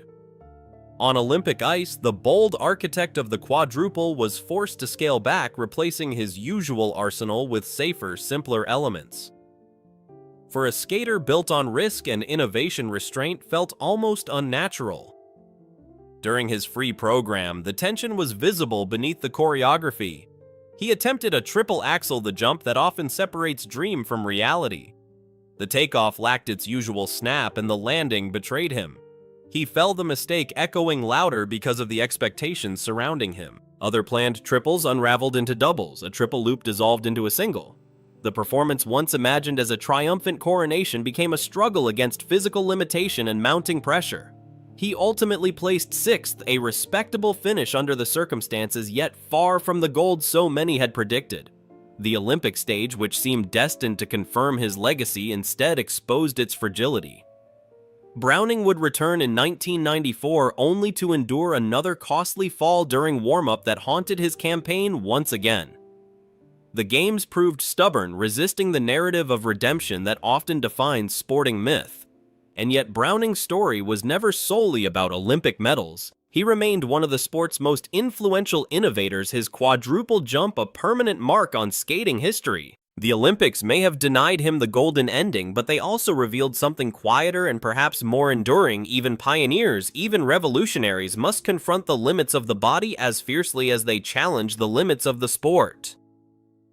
Mandy Wetzel and Ingo Steuer. In 1994, as the Winter Games unfolded in Lillehammer, Germany placed its hopes on a pair forged through discipline and bruising ambition, Mandy Wetzel and Ingo Steuer. They entered the 1994 Winter Olympics with momentum and expectation, their partnership built on daring throws and razor-sharp timing. Commentators spoke of their medal potential, of their technical confidence, of how seamlessly they moved as one unit across the ice. They were seen as climbers on the brink of something greater, poised to carve their names into Olympic memory. Yet even before their decisive skate, there had been murmurs about the risks they took in training. It was said that their preparation had not been gentle, that falls had been part of the cost of pushing boundaries. Ironically, just as a broadcaster referenced the number of concussions Stewart had endured over the years, fate intervened in the cruelest timing imaginable. The program was in motion, the choreography unfolding with speed and lift when balance shifted in a fraction of a second. Wetzel plummeted forward chin first into the unforgiving surface. The sound of impact cut through the arena like a snapped wire. For a moment she lay there stunned, the routine shattered mid-flight. The fall was not theatrical, it was visceral. The cameras captured the shock in Stewart's eyes as he rushed to her side. Blood became visible against the pale ice, a stark contrast that silenced the crowd into horrified stillness. Stewart lifted her carefully and carried her off the rink, the competition abandoned in an instant. Behind the scenes, medical staff confirmed a deep cut to her chin that required stitches. Nothing was broken, but the injury was severe enough to end their Olympic campaign on the spot. The pair withdrew their medal hopes, dissolving in the span of a single miscalculation. It was the kind of ending no athlete scripts, abrupt and merciless under the glare of global attention. Lillehammer would move on, champions crowned and history recorded, yet that image endured, a skater carried from the ice, ambition halted by gravity and blood. Wetzel and Steuer's Olympic chapter closed not with applause but with urgency and uncertainty. In a sport that demands elegance and illusion, their fall revealed the raw vulnerability beneath the glittering costumes, a reminder that behind every lift and throw lies the constant shadow of risk waiting for its moment to strike. Asada Mao. Before Sochi ever began, Mao Asada was already a phenomenon wrapped in quiet determination. She was not simply a champion, she was a risk-taker in a sport that punishes hesitation. As the only junior skater ever to land a triple axel and the first senior woman to execute 3 in one competition, she carried a reputation built on courage. The triple axel was not just a jump in her program, it was her signature, her declaration that artistry and audacity could coexist on the same sheet of ice. Arriving at the 2014 Winter Olympics, expectations swirled around her like winter wind, heavy with the promise of redemption after past Olympic disappointment. There were whispers that Sochi would be her final Olympic chapter, that everything she had endured, rivalries, near misses, relentless scrutiny, had led to this stage. The spotlight followed her every glide in the short program, and when she prepared for the triple axel, the arena seemed to tighten in anticipation. She launched into the air with the same fearless commitment that had defined her career, but the landing betrayed her. She fell. The gasp from the crowd felt immediate, collective, almost protective. A jump she had conquered countless times now became the crack in her Olympic dream. The damage was not merely physical, it was mathematical and psychological. In a competition measured by fractions, the fall proved devastating. Another attempt in the free skate faltered as well, and suddenly the medal conversation moved on without her. Critics debated the judging, some suggesting the scores weighed her mistakes more heavily than the technical difficulty warranted, especially in a year when risk was celebrated elsewhere. Yet on the scoreboard, the result stood firm. The podium slipped from reach. Still, what followed was a performance that transformed disappointment into defiance. In her free skate, Asada delivered a program of extraordinary depth and technical content, landing elements with renewed focus and skating with an emotional clarity that transcended placement. The applause was thunderous, not because she had won, but because she had refused to retreat. She finished outside the medals, yet left the ice with a different kind of triumph, one rooted in resilience rather than hardware. Sochi remains a paradox in Mao Asada's legacy. A stage where her greatest weapon turned against her, yet also a night that revealed her unbreakable spirit. The triple axel both built her legend and complicated it, a symbol of the fine line between brilliance and heartbreak. In the unforgiving glare of Olympic light, she proved that greatness is not only measured in medals, but in the courage to attempt what others fear, and to rise when that very courage sends you crashing back to earth. Leticia Hubert. In 1992, the Winter Games arrived in the French Alps with cinematic grandeur, and among the young faces carrying national hope was Leticia Hubert. Only 17 years old, she stepped onto the ice at the 1992 Winter Olympics with the kind of wide-eyed determination that turns prodigies into symbols. Competing on home soil is a rare privilege, and in Albertville, the roar of the crowd did not merely greet her, it embraced her. France saw in her a rising star poised to shine under the brightest lights. Her short program unfolded like a revelation. Clean combinations, confident edges, artistic control beyond her years. When the marks appeared, they stunned even seasoned commentators. Strong technical scores, impressive artistic impressions. She placed 5th, suddenly within striking distance of the podium. The narrative shifted overnight. This was no longer just participation, this was possibility. In cafes and living rooms across France, conversations turned from cautious optimism to genuine belief. A medal on home ice felt almost within reach. But Olympic figure skating is a test not only of skill, but of endurance under unbearable expectation. Entering the long program, Hubert understood the stakes. To stand on the podium, she would have to deliver the skate of her life. The arena pulsed with anticipation as she began building speed into her opening combination. For a moment, everything seemed aligned. Then the first fall came abrupt and unforgiving. A misjudged landing fractured the rhythm. The second fall followed, then a third and a fourth. Each mistake echoed louder than the last, the weight of the moment pressing down with merciless force. The crowd, once electric, grew hushed in shared heartbreak. This was not a collapse born of carelessness, but of ambition meeting Olympic intensity. Every skater understands how thin the margin can be, how a fraction of hesitation can unravel months of preparation. Hubert fought to complete the program, but the errors were too many. When the final standings were posted, she had dropped to 15th in the free skate and 12th overall. Her medal dream dissolved in the cold arithmetic of scoring. Albertville crowned champions that year, yet for many in France, the image that lingered was that of a young skater standing in the aftermath of shattered expectation. Leticia Hubert's Olympic story became a portrait of promise tested under national spotlight, a reminder that performing at home can magnify both triumph and tragedy.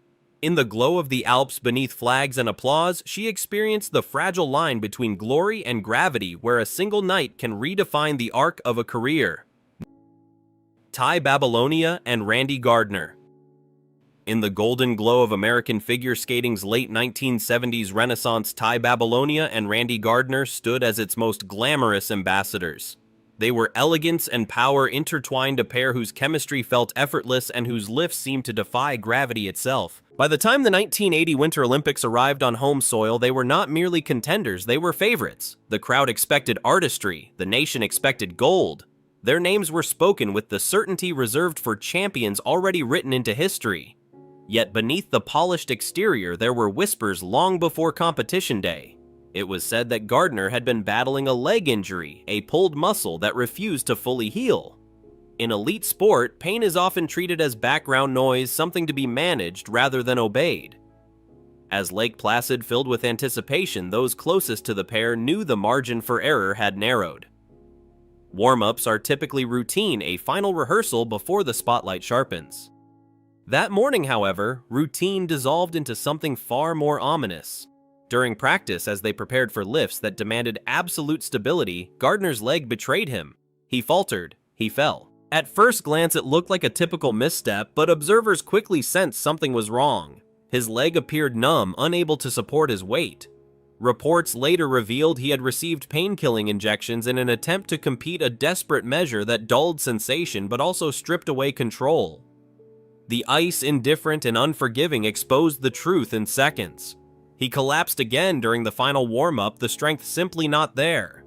Babilonia watched as her partner struggled, the Olympic dream unraveling before the music even had a chance to play. Officials, coaches, and medical staff converged, and the decision that followed was both inevitable and devastating. They withdrew from the competition. No program, no performance, no chance to fight for the medal they had chased for years. For spectators who had waited for their moment, the absence was deafening. The rink lights shone on empty expectation. In Olympic history, there are falls that happen mid-performance etched into replay reels, but this was a different kind of heartbreak, a fall before the first note, before the first glide. Tai Babilonia and Randy Gardner left Lake Placid not with defeat on the scoreboard, but with something more haunting, the knowledge that their final Olympic chapter closed without ever truly beginning their story, suspended in the fragile space between readiness and reality. Thank you for staying until the end and watching our video about Tai Babilonia and Randy Gardner. Leave a 2 in the comments if you're still here with us. Barbara Underhill and Paul Martini. In 1984, as the Winter Games unfolded in Sarajevo, Canada placed its faith in a pair that seemed sculpted for Olympic glory, Barbara Underhill and Paul Martini. They were striking fast, magnetic on the ice. Commentators admired their speed and natural chemistry, noting that they had a legitimate shot at any medal on the podium at the 1984 Winter Olympics. Their skating carried both elegance and daring, a balance that suggested they were ready for the sport's grandest stage. As their program began, there was an air of confidence, the kind that comes from years of shared training and synchronized instinct. The early elements unfolded with intensity, blades carving clean arcs into the ice. Yet in pair skating, proximity is everything, and even a fraction of miscalculation can prove catastrophic. During one crucial sequence, their closeness, once their greatest strength, turned into vulnerability. Underhill slipped beneath Martini at the wrong moment, disrupting the timing and tangling their momentum. In seconds, balance gave way to chaos.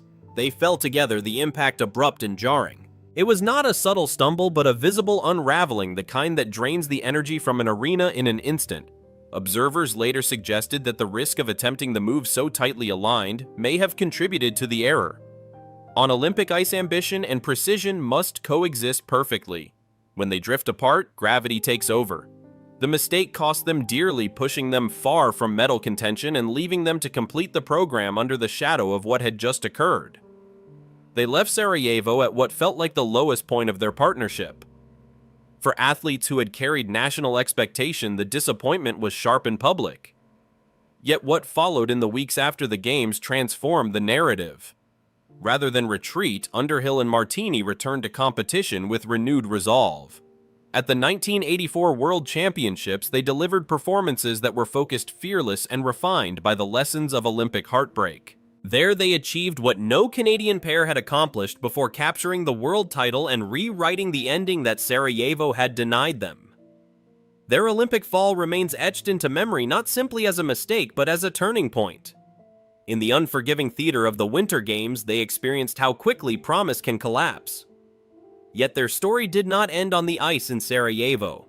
It evolved into something more enduring, a testament to resilience, to partnership under pressure, and to the rare ability to transform a devastating fall into the foundation of historic triumph. If these devastating Olympic moments touched your heart, shocked you, or reminded you how fragile greatness can be, don't let the story end here. Hit like to support our channel, subscribe for more powerful and emotional sports stories, and make sure to turn on the notification bell so you never miss the next unforgettable chapter on ice. Chapter on ice. Chapter on ice. Tai Babilonia and Randy Gardner. In the golden glow of American figure skating's late 1970s renaissance, Tai Babilonia and Randy Gardner stood as its most glamorous ambassadors. They were elegance and power intertwined, a pair whose chemistry felt effortless and whose lifts seemed to defy gravity itself. By the time the 1980 Winter Olympics arrived on home soil, they were not merely contenders, they were favorites. The crowd expected artistry, the nation expected gold. Their names were spoken with the certainty reserved for champions already written into history.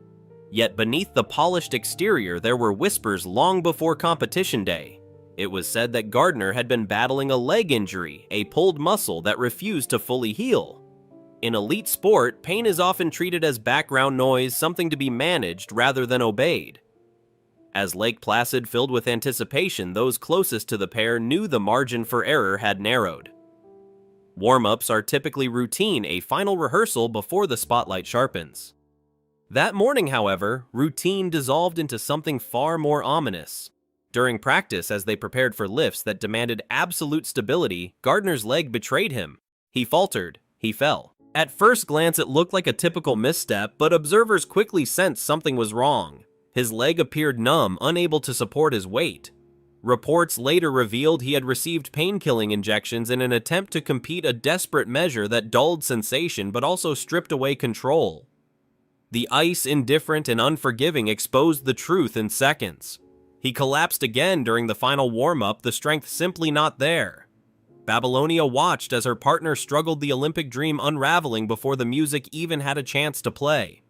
Officials, coaches, and medical staff converged, and the decision that followed was both inevitable and devastating. They withdrew from the competition. No program, no performance, no chance to fight for the medal they had chased for years. For spectators who had waited for their moment, the absence was deafening.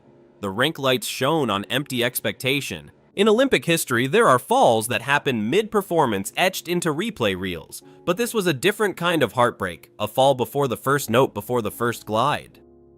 Tai Babilonia and Randy Gardner left Lake Placid not with defeat on the scoreboard, but with something more haunting, the knowledge that their final Olympic chapter closed without ever truly beginning their story, suspended in the fragile space between readiness and reality.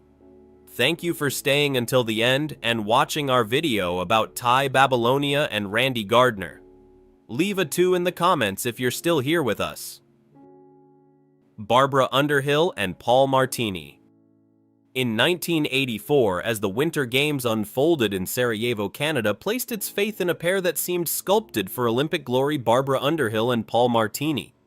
They were striking fast, magnetic on the ice. Commentators admired their speed and natural chemistry, noting that they had a legitimate shot at any medal on the podium at the 1984 Winter Olympics. Their skating carried both elegance and daring, a balance that suggested they were ready for the sport's grandest stage. As their program began, there was an air of confidence, the kind that comes from years of shared training and synchronized instinct. The early elements unfolded with intensity, blades carving clean arcs into the ice. Yet in pair skating, proximity is everything, and even a fraction of miscalculation can prove catastrophic. During one crucial sequence, their closeness, once their greatest strength, turned into vulnerability. Underhill slipped beneath Martini at the wrong moment, disrupting the timing and tangling their momentum. In seconds, balance gave way to chaos. They fell together, the impact abrupt and jarring. It was not a subtle stumble, but a visible unraveling, the kind that drains the energy from an arena in an instant. Observers later suggested that the risk of attempting the move so tightly aligned may have contributed to the error. On Olympic ice, ambition and precision must coexist perfectly. When they drift apart, gravity takes over. The mistake cost them dearly, pushing them far from medal contention and leaving them to complete the program under the shadow of what had just occurred. They left Sarajevo at what felt like the lowest point of their partnership. For athletes who had carried national expectation, the disappointment was sharp and public. Yet what followed in the weeks after the games transformed the narrative. Rather than retreat, Underhill and Martini returned to competition with renewed resolve.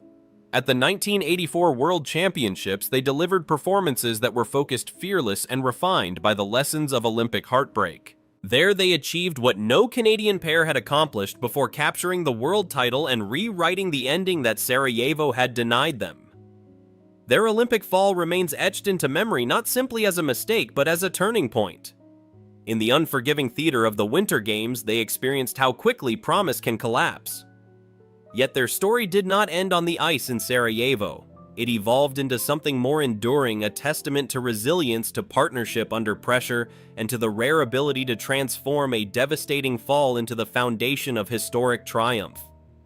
If these devastating Olympic moments touched your heart, shocked you, or reminded you how fragile greatness can be, don't let the story end here. Hit like to support our channel, subscribe for more powerful and emotional sports stories, and make sure to turn on the notification bell so you never miss the next unforgettable chapter on ice. Chapter on ice. Chapter on ice. What if one perfect routine could become your last breath? Behind the beauty, power, and applause of gymnastics lies a brutal reality few dare to face. These are not accidents meant to be forgotten, but moments where a single slip turned dreams into tragedy. Here are the 10 most terrifying gymnastics death stories that expose how unforgiving perfection can be. Elena Mukhina. Elena Mukhina was not just a gymnast, she was a symbol. In the late 1970s, at the height of the Cold War, her body became a billboard for Soviet superiority. In 1978, at the World Championships in Strasbourg, she stunned the world by winning the all-around gold, defeating legends and rewriting expectations. The Soviet Union celebrated her as a miracle, young, fearless revolutionary. Her routines were daring, her style bold, her name suddenly inseparable from national pride. Victory followed her everywhere, but so did something far more dangerous: obligation. Behind the medals and applause, Elena lived inside a system that did not recognize limits. The Soviet sports machine demanded perfection, not health. When she broke her leg in 1979, it should have been a pause, a moment for recovery. Instead, it became an inconvenience. Her cast was removed early. She was ordered to lose weight rapidly. Pain was dismissed. Weakness was ignored. The Moscow Olympics were approaching, and Elena was expected to be ready no matter the cost. Her body was already failing, but the machine kept moving. Then came the skill that would seal her fate, the Thomas Salto. A tumbling pass so dangerous it was designed for male gymnasts, rarely attempted by women. Elena didn't want to do it. She said so openly. She warned her coach Mikhail Klemenko again and again that it was too risky. She said she could break her neck. Her words vanished into the air of the training hall. Refusal was not an option. In that system, hesitation meant replacement. Silence meant survival until it didn't. On July 3, 1980, inside the Minsk Palace of Sport, Elena ran. She tumbled, and in a split second she under-rotated. Her chin slammed into the floor with a sound witnesses never forgot. The gym froze. Elena didn't move. She had broken her neck and was instantly paralyzed from the neck down. Panic spread behind closed doors, not for her life, but for the image of Soviet dominance. The truth was buried. The public was told conflicting stories. A fall from the balance beam, a vault accident. Anything but the reality that she had been forced to perform a skill she had warned could destroy her.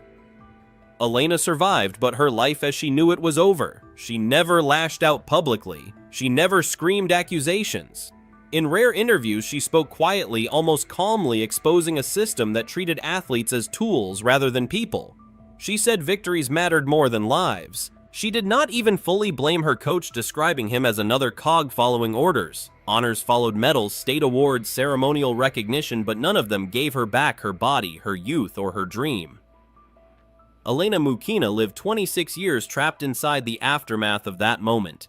When she died in 2006 at the age of 46, her legacy remained haunting, not as a champion who fell, but as proof of what happens when a nation demands perfection at any cost.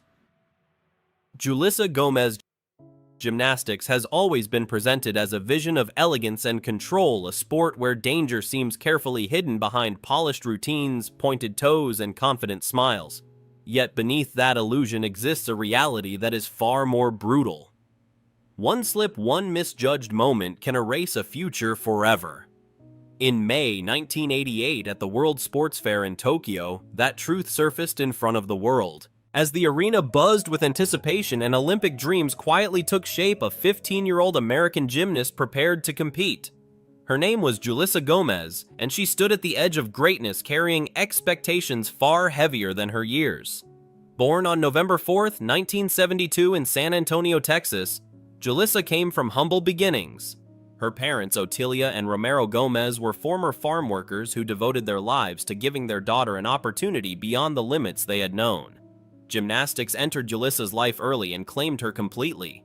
By the age of 5, her natural talent was undeniable. By 10, she was training in elite gyms in Houston, rapidly climbing through the junior ranks. In 1986, she placed 4th in the all-around at the U.S. Championships, quietly announcing herself as a rising force. By the following year, she was representing the United States on international stages, already viewed as a legitimate Olympic contender. Behind her calm expression, however, pressure was building.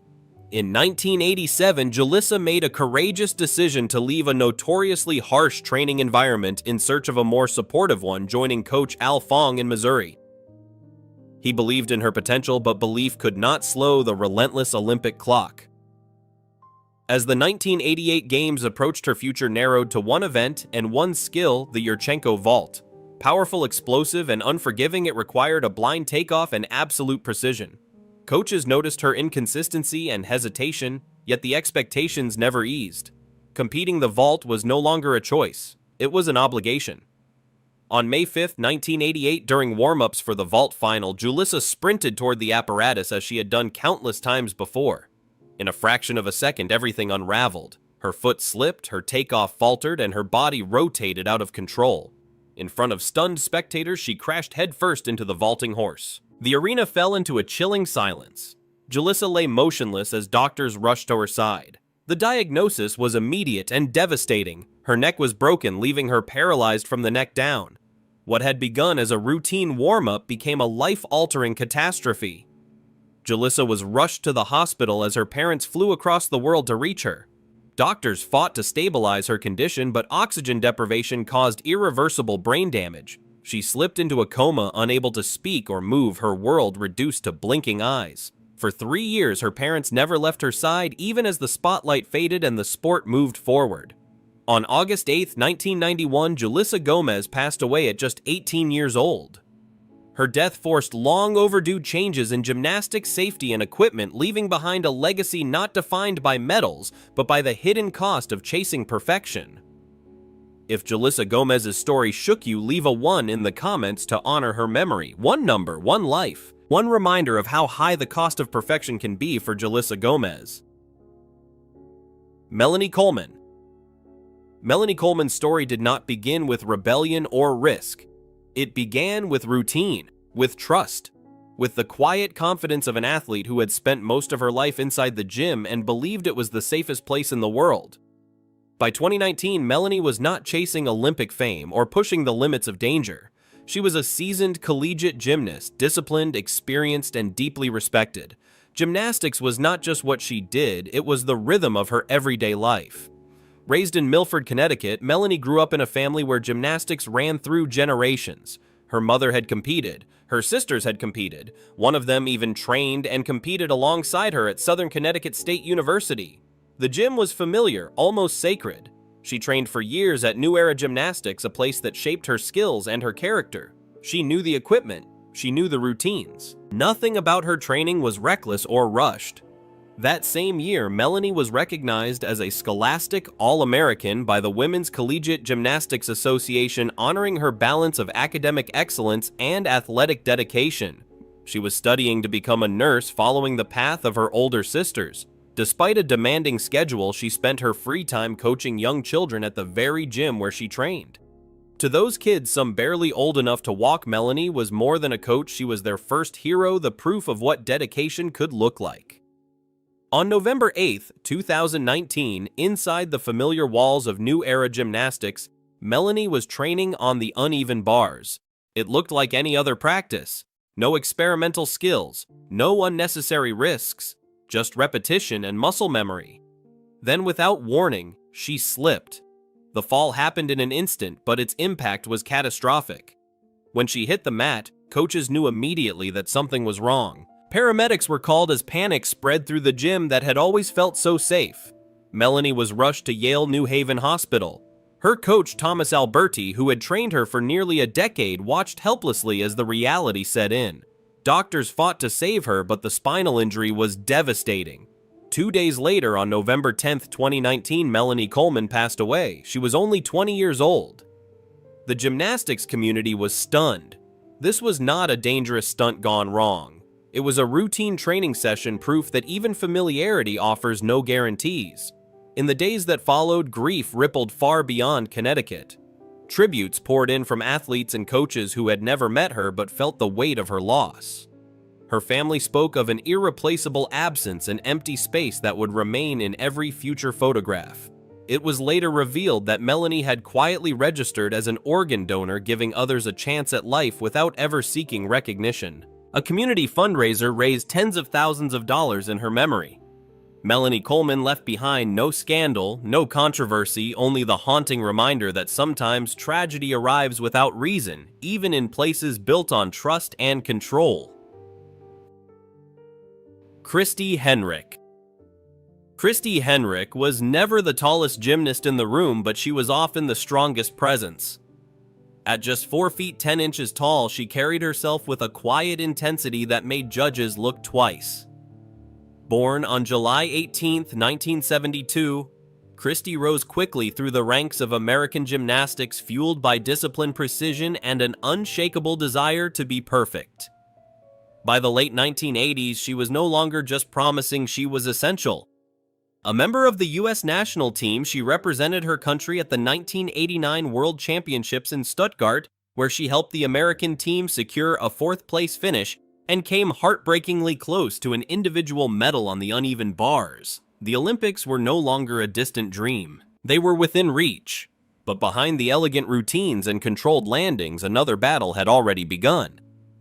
At the 1988 World Championships in Budapest, Christy was pulled aside by a judge and given a sentence that would quietly reshape her life if she wanted to make the Olympic team she needed to lose weight. At the time, she weighed just 95 pounds. The comment was not shouted, it wasn't cruel on the surface, it was delivered calmly, professionally, like a rule of the sport, and Christy listened.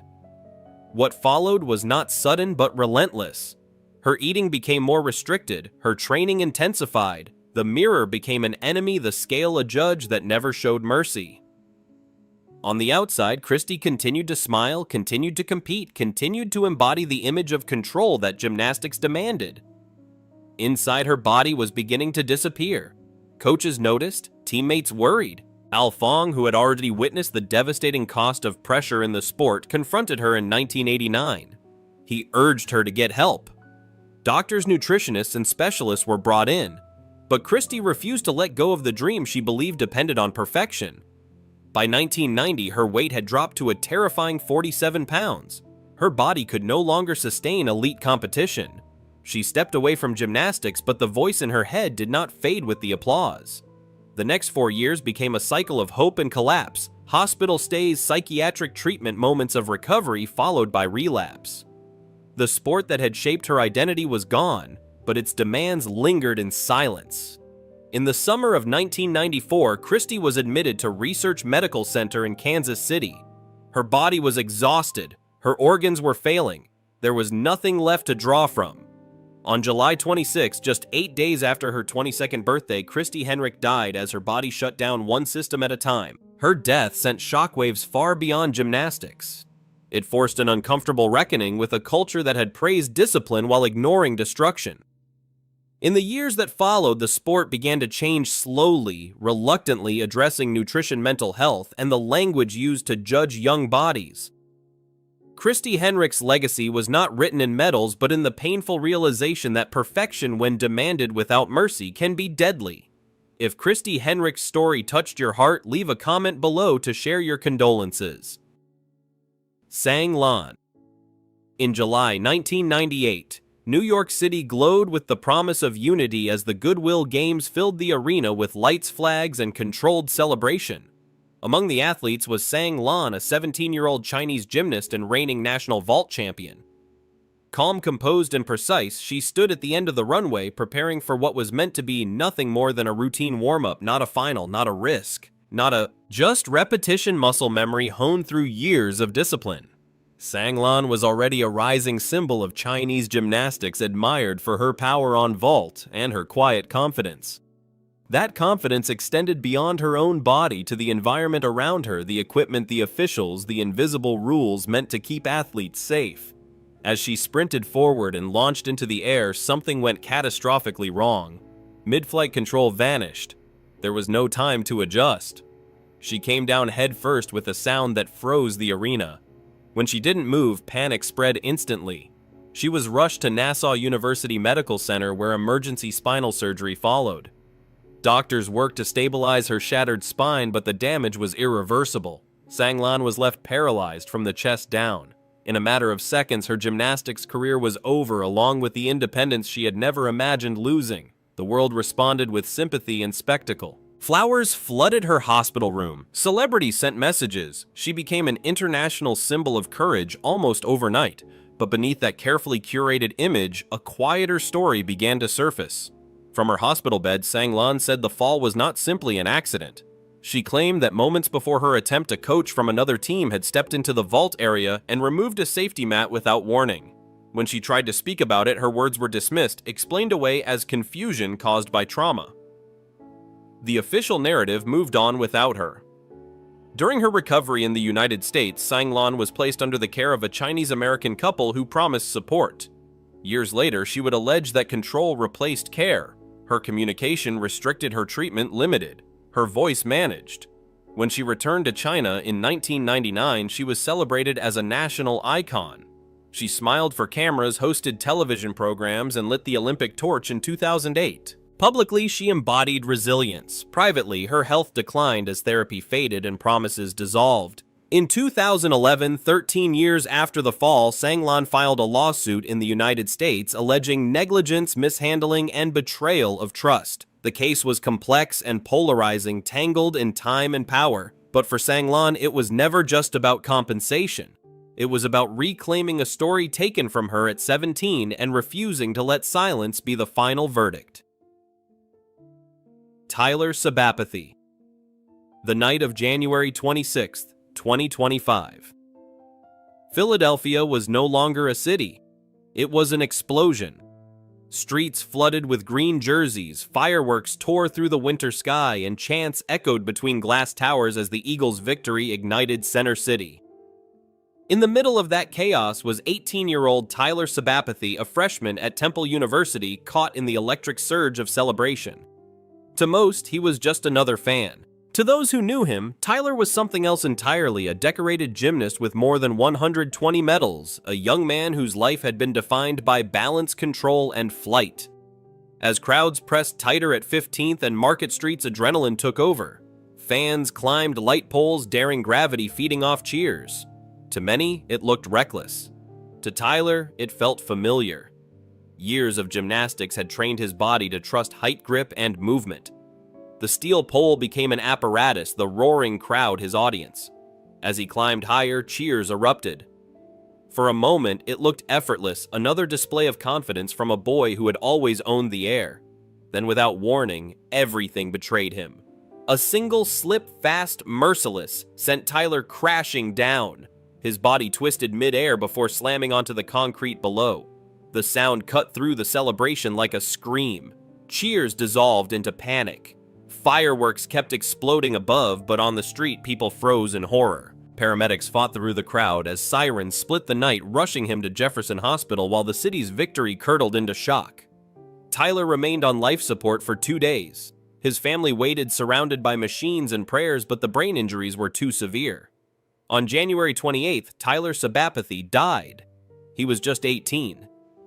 Temple University mourned a student admired for discipline and ambition. His teammates lost a brother. His family lost a son who had left Toronto chasing dreams and never came back. Videos from that night still circulate online, crowds cheering, bodies climbing, a city celebrating. But for those who loved Tyler, that footage marks the moment when a young gymnast, once untouchable in the air, fell for the last time. Michelle Maitland. Gymnastics is built on an unspoken promise that when an athlete leaves the ground, someone has made sure the place they land is safe. On the night of June 18, 2009, in Townsville, Australia, that promise collapsed. 19-year-old Michelle Maitland rushed out the door for training, calling back to her mother with a casual question about dinner. "Are we having steak when I get home?" It was an ordinary moment, effortless and unguarded. She never came home. It was the last sound her mother would ever hear from her. Inside the gymnastics Townsville facility, the evening felt routine. The rhythm of training echoed through the gym, feet striking mats, bodies rotating through the air, coaches calling encouragement. Michelle wasn't chasing medals or elite selection. She had stepped away from competitive gymnastics years earlier after repeated childhood injuries and had returned simply to rediscover the joy of the sport she loved. That night, she attempted a backward twisting layout, an advanced skill that demands precision and trust. For a split second, everything looked right. Then the rotation carried too far. Instead of landing on a fully protected surface, Michelle came down headfirst onto bare concrete. A section of the floor that should have been covered by 6 meters of safety matting was exposed. Only half the required padding was in place. Someone had moved the mat earlier that day and never put it back. No one noticed. No one checked. When her head struck the concrete, the sound was so violent it silenced the entire gym. Coaches and teammates rushed toward her, but the damage was already done. Michelle was taken to Townsville General Hospital in critical condition. Her family waited through the night, holding on to hope that quietly slipped away by morning. Michelle had died from catastrophic head injuries. Investigators later revealed a chain of failures. Her coach was not qualified to teach, the skill safety procedures were ignored, and basic checks were never performed. Gymnastics. Townsville was fined $70,000, but for Michelle's family, it was meaningless. Her mother called it bitter justice. Michelle Maitland did not die because gymnastics is dangerous. She died because something simple, preventable, and invisible was allowed to be ignored. Anton Malledge. By 1930, Anton Malledge was already a national hero. At just 23 years old, he had stood on the Olympic podium in Amsterdam, a bronze medal around his neck and a future that seemed limitless. In Yugoslavia, his name carried pride, discipline, and the promise of greatness still to come. The World Championships in Luxembourg were supposed to be another step forward, another chapter in a career that looked destined for immortality. Instead, it became the place where gymnastics quietly failed one of its own. From the beginning, the competition felt cursed. Torrential rain flooded the city, forcing organizers into a rushed and careless decision. The outdoor stadium was abandoned, and the entire event was moved into a cramped school gym. There was no time for proper preparation. Apparatuses were set up hastily. Mats were thin and inadequate, barely more than padding in name alone. Safety took a back seat to schedule and spectacle. The athletes noticed, but they had trained too long and dreamed too hard to walk away. When Anton mounted the rings, he was calm and precise, his movements controlled by years of sacrifice. The routine unfolded beautifully, strength and grace locked in perfect balance. Then came the dismount, the final moment, the point where everything depends on what waits below. Anton released, dropped, and hit the floor. The mat collapsed instantly. There was no cushion, no protection. His body crumpled under the force. The gym fell into stunned silence. No cameras rushed forward. No emergency teams charged in. Only panic whispers and the horrifying realization that something had gone terribly wrong. Anton was taken to a local hospital, but the truth was clear almost immediately. His spine had shattered beyond repair. He survived the night clinging to life as his teammates waited in disbelief. By the morning of July 15, 1930, Anton Malledge was dead. The competition continued. Medals were awarded. Applause echoed hollowly through the same space where a champion had fallen. When Anton's body returned home days later, more than 10,000 people lined the streets of Ljubljana to say goodbye.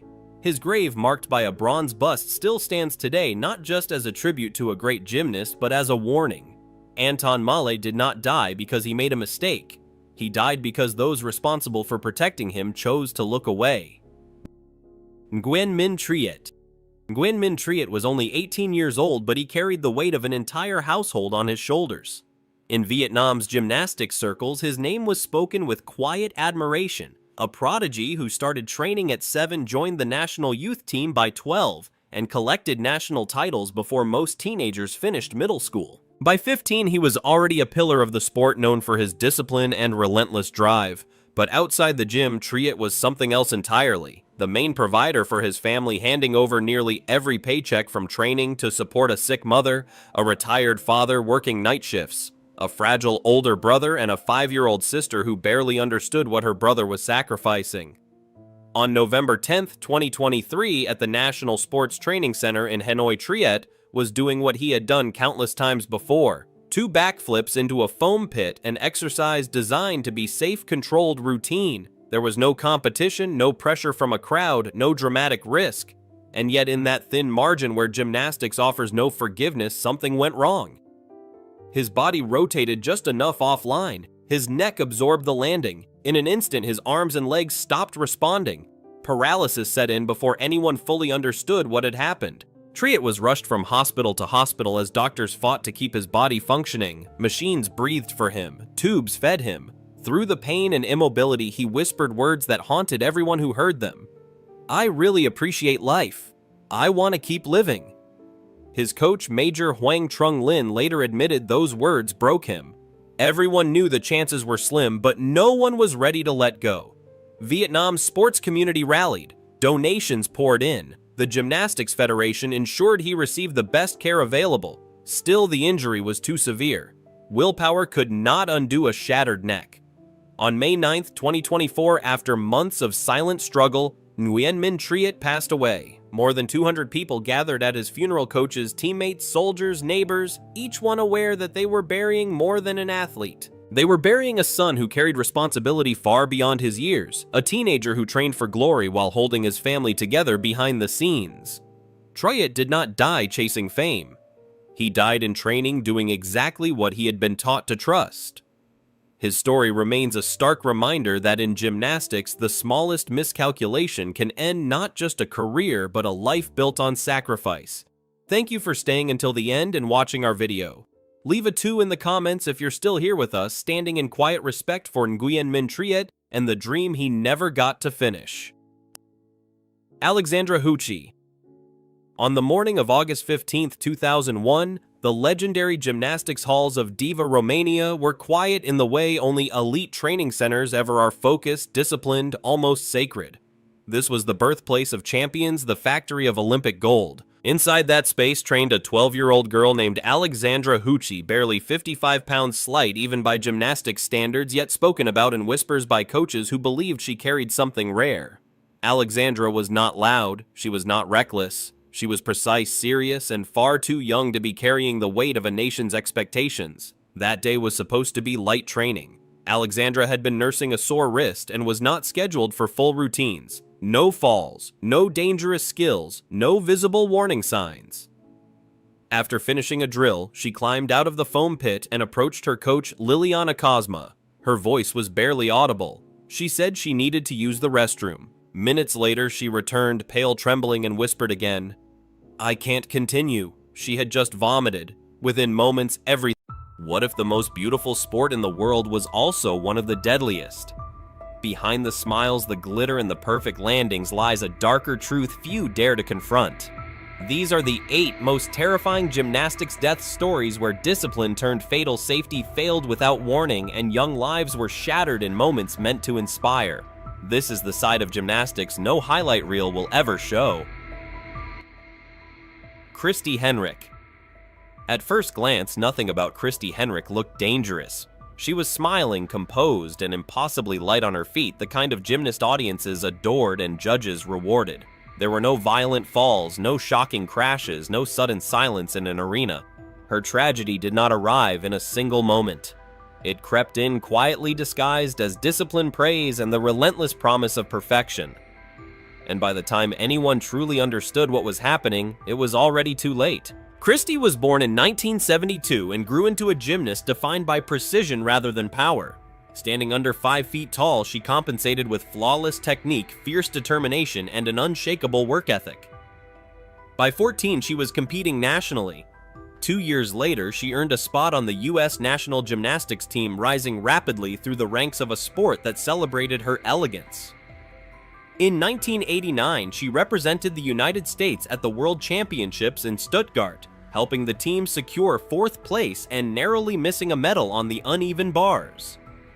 The Olympic dream was no longer abstract, it was close enough to demand sacrifices. The turning point came not with an injury, but with a sentence. At the 1988 World Championships in Budapest, a judge pulled Christy aside and told her she needed to lose weight if she wanted to make the Olympic team. She weighed just 95 pounds at the time. The comment planted a seed that would quietly consume her. Food became the enemy. Training became punishment. The thinner she became, the more approval she chased. Outwardly, she remained composed. Inwardly, her body began to shut down piece by piece. Her coach Al Fong noticed the changes and tried to intervene. He urged her to seek medical help, arranging meetings with doctors, nutritionists, and specialists. But Christy was trapped between fear and ambition. Rest felt like surrender, recovery felt like failure. By 1990, her weight had dropped to an alarming 47 pounds and her body could no longer withstand the strain. She left elite gymnastics, yet the pressure that had shaped her never released its grip. The following years were marked by cycles of hospitalization and fragile recovery. Christy believed she could still come back, still regain control, still reclaim the future she had been promised. Instead, the damage deepened. By the summer of 1994, her condition became critical. She was admitted to Research Medical Center in Kansas City. Her organs weakened beyond repair after years of starvation and physical stress. On July 26, 1994, just 8 days after her 22nd birthday, Christy Henrich died as her organs failed one by one. Her death shocked the gymnastics world not because it was sudden, but because it exposed something long ignored. She did not die from a fall or a broken neck. She died from expectations that praised control while overlooking destruction.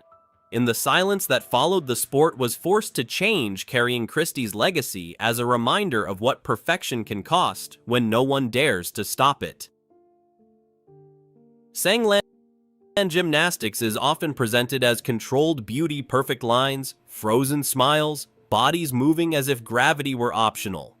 What audiences rarely see is how unforgiving the sport truly is, how thin the line is between elegance and disaster. In July 1998, at the Goodwill Games in New York City, that illusion cracked open. The story of Sanglan became a chilling reminder that perfection in gymnastics is often built on risk no one wants to acknowledge.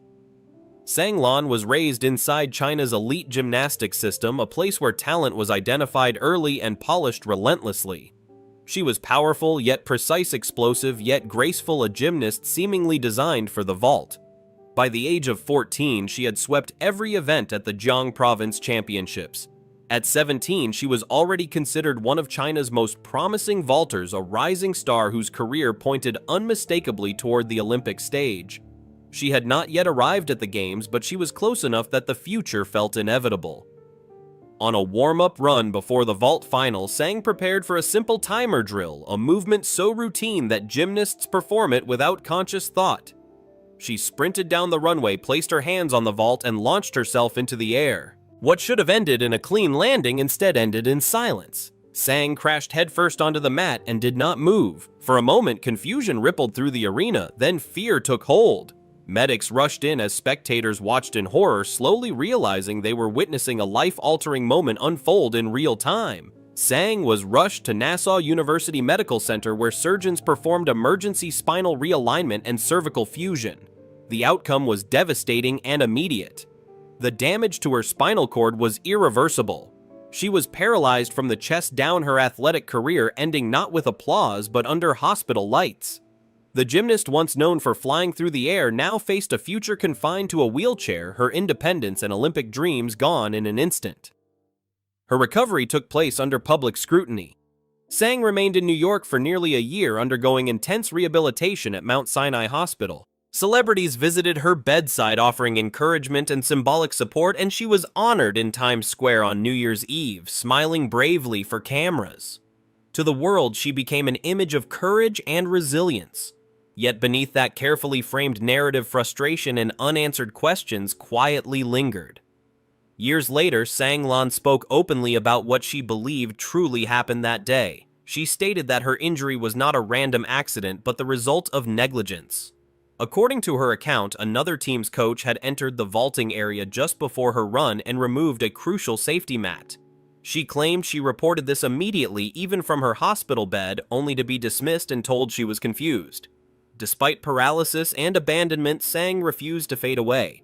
She returned to China, became a disability rights advocate, hosted television programs, carried the Olympic torch in 2008, and enrolled at Peking University. Gymnastics took her ability to walk, but it did not take her voice, her determination, or her place in history. If Sanglan's story stayed with you, her fall, her silence, and the strength it took to speak again, comment 1 below to show your respect and stand with a voice that refused to disappear. Anton Malledge. There was no roar of a modern crowd, no flashing cameras, no instant replays frozen in time. Anton Malledge's final performance unfolded in near anonymity in an era when gymnastics was still raw, dangerous, and brutally indifferent to human cost. His death did not happen under a spotlight meant to remember him. It happened quietly, almost inconveniently, as if the sport itself did not want to stop and look back. Anton Malledge was a national hero long before the word celebrity entered the sporting world. A Yugoslav gymnast of extraordinary strength and discipline, he had already tasted Olympic glory, winning a bronze medal in Amsterdam in 1928. To his country, he was proof that greatness could be forged through relentless training and sacrifice. By 1930, at just 23 years old, he stood on the edge of cementing his legacy as one of the finest gymnasts of his generation. That summer, the World Championships, then known as the International Tournament, were held in Luxembourg under circumstances that should have raised alarms. Heavy rain flooded the original venue, forcing organizers to relocate the competition to a makeshift gymnasium inside a local school. The decision was rushed. The equipment was inadequate. The safety standards were far below what elite competition demanded. But the tournament went on. It always did. Anton stepped onto the rings, the apparatus he had trained for relentlessly since his teenage years. His routine was sharp, controlled, and powerful, reflecting years of discipline shaped by a system that valued resilience over caution. As he dismounted, something went terribly wrong. The landing mat beneath him was thin, poorly secured, and unforgiving. When he hit the ground, the impact traveled straight through his spine. He collapsed in agony, unable to move. There were no medical teams rushing in with stretchers, no protocols designed for catastrophic injury. Confusion filled the room before panic took over. Anton was taken to a local hospital in Luxembourg, but from the beginning it was clear this was not a simple fall. His spinal injuries were severe and irreversible. He survived the night suspended between life and death while the competition schedule remained intact. On July 15, 1930, Anton Malledge died. Even then, the tournament continued. The Yugoslav team, stunned and grieving, chose to compete on. His teammate Joseph Primožić went on to win the all-around title. Medals were awarded, results were recorded. Yet the celebration felt hollow, weighed down by the absence of the man who should have been standing there. Later, fellow gymnasts spoke out. Some blamed the rushed relocation. Others pointed to the dangerously thin mats and lack of preparation. An investigation confirmed what many already knew: the equipment had been inadequate, the safety measures insufficient. Anton Malledge had not died because he took a reckless risk. He died because the environment failed to protect him. When his body returned home to Ljubljana by train, more than 10,000 people lined the streets to say goodbye. His funeral turned into a national moment of mourning. A bronze bust was later placed on his grave, and an annual memorial competition would bear his name. Streets still carry his legacy. Yet his story remains a quiet warning from the early days of gymnastics, a reminder that long before the sport learned to speak about safety, it learned how to look away and keep going. Nguen Min Triet. He was only 18 in age, where life is supposed to be opening outward, full of choices, momentum, and unfinished dreams. For Nguen Min Triet, gymnastics was never just a sport. It was responsibility. It was survival. It was the quiet burden of a boy who carried an entire family on his shoulders long before he was old enough to understand the weight of it. Triet began gymnastics at the age of 7, training with a focus that set him apart almost immediately. By 12, he had earned a place on Vietnam's national youth team. Titles followed quickly. U12, U13, U14, U15, year after year, his name appearing again and again at the top of national rankings. In 2022, he won a bronze medal at Vietnam's 9th National Sports Festival for the Army team. Coaches described him as relentless, someone who trained harder than anyone else, not for glory, but for a future he desperately wanted to secure. That future was never just his own. Triet came from a family already worn down by hardship. His father was retired, taking on small security jobs to get by. His mother was battling cancer. His older brother was too ill to work. His youngest sister was only 5 years old. Every month, Triet quietly sent home his entire training allowance, never complaining, never asking for relief. Gymnastics was not optional for him. It was the only way forward. On November 10, 2023, at the National Sports Training Center in Hanoi, Triet was doing what he had done thousands of times before. The session involved backflips into a foam pit, an environment designed specifically to reduce risk to catch athletes when things went wrong. During the attempt, something misaligned. His landing was off by a fraction, just enough for his neck to take the full force of his body. In an instant, his arms and legs stopped responding. He was paralyzed from the neck down. Triet was rushed to hospital and underwent emergency surgery. He could not breathe on his own. He could not move. Yet even then, his will remained intact. After his second operation, he whispered words that haunted everyone who heard them. "I really appreciate life. I want to keep living." His coach later admitted those words broke him. They revealed how deeply Triet still believed in a future, even as his body betrayed him. Despite round-the-clock care and the best efforts of doctors, his condition worsened. He was transferred between hospitals as his strength faded. Vietnam's sports community rallied, raising funds and offering support, but no amount of care could reverse the damage already done. On May 9, 2024, Nguen Min Triet passed away quietly, leaving behind a devastated family and a stunned gymnastics community. More than 200 people attended his funeral, not because he was famous, but because his story cut too close to the truth. Triet was not just a gymnast who died in training. He was a child who sacrificed everything for others, who trained not for applause but for responsibility, and who trusted that a place designed to protect him would be safe. His death left behind more than grief. It left an uncomfortable reminder of how thin the line is between dedication and disaster, especially when that line is walked by children who feel they have no choice but to keep going. If Nguen Min Triet's sacrifice touched your heart, a young life that carried his family, his country, and his dreams in silence, comment amen below to honor a fighter who never stopped believing in life, even when life let him down. Elena Mukhina. Elena Mukhina did not fall by accident. Her tragedy was written long before her body ever hit the floor, buried inside a system that worshipped victory and treated human limits as weaknesses to be erased. In the Soviet Union of the late 1970s, gymnastics was not just a sport, it was propaganda, national pride, and political theater. And Elena was one of its brightest stars, raised to shine no matter the cost. Born in 1960, Elena Mukhina rose with astonishing speed. At the 1978 World Championships in Strasbourg, she stunned the world by winning the all-around gold, defeating legends like Nodar Kumaritashvili and Nelly Kim. Overnight, she became a symbol of Soviet dominance, a gymnast praised for her originality, courage, and technical brilliance. Her routines pushed boundaries, redefining what women's gymnastics could look like. But innovation in that era came with danger, and Elena was surrounded by people who believed fear was something to be trained out of her. By 1979, her body was already breaking down. She suffered a serious leg fracture that should have required long-term recovery. Instead, her cast was removed early. Weight loss was demanded. Pain was ignored. The Moscow Olympics were approaching, and nothing, not injury, not hesitation, not warning signs, was allowed to slow the machine. Elena felt it herself. She knew something was wrong. She said it out loud. But in a system built on obedience, warnings sounded like excuses.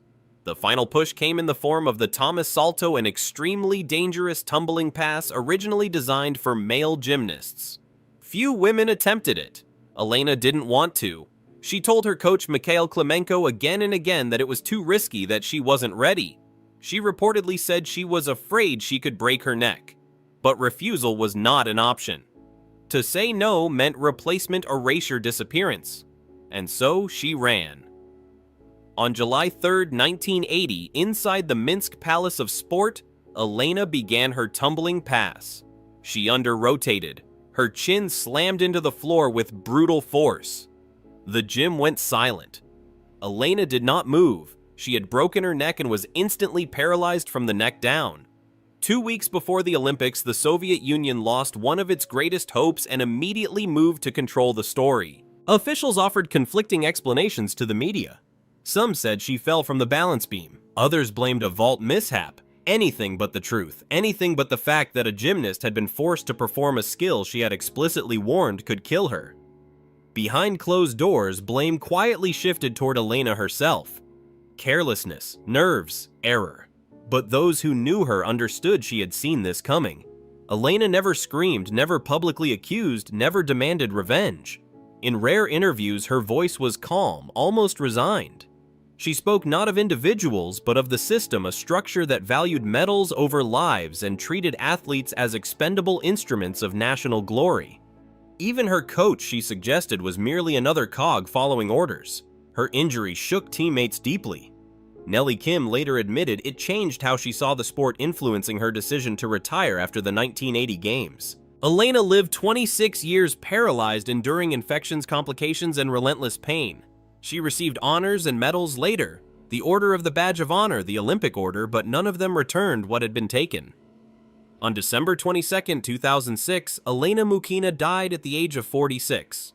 She left behind more than a tragic story. She left a warning etched into the history of gymnastics, one written not in gold medals but in the cost of ignoring an athlete who dared to say, "This will hurt me." Alexandra Huchi.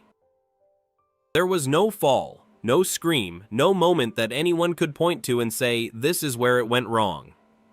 Alexandra Huchi's story is unsettling precisely because of its quietness.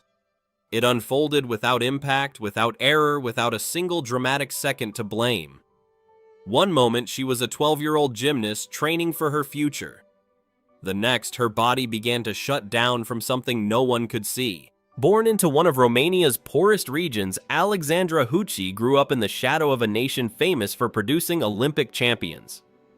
Like many Romanian gymnasts before her, she entered the sport young, disciplined, and hungry for something more than the life she was born into. By the age of 6, gymnastics was already her world. By 12, she had become the national champion for her age group, spoken of as a serious hope for Romania's next generation. On an ordinary training day in 2001, Alexandra was practicing quietly at her gymnastics school. She had a minor wrist injury and was taking things lightly, working in the foam pit rather than pushing full routines. Nothing seemed unusual. At one point, she walked over to her coach, Liliana Cosma, and softly said she felt unwell and needed the restroom.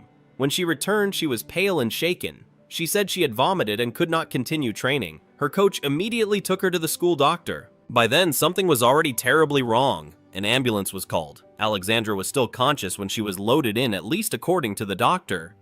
The nurse who accompanied her later said otherwise, claiming Alexandra had already slipped into a coma. No one could agree on the moment it happened, only that it happened fast. Alexandra was transferred from hospital to hospital as her condition worsened, eventually airlifted to a neurosurgical unit in Timișoara. Romania watched as updates were broadcast nightly on television. Flowers, candles, and religious icons surrounded her hospital bed. Doctors searched desperately for answers, running test after test. There had been no fall, no blow to the head, no training accident. The truth, when it finally came, was cruel and invisible. Alexandra had a congenital malformation in the blood vessels of her brain. Without warning, it ruptured, causing a massive brain hemorrhage. It was not caused by gymnastics. It was not preventable.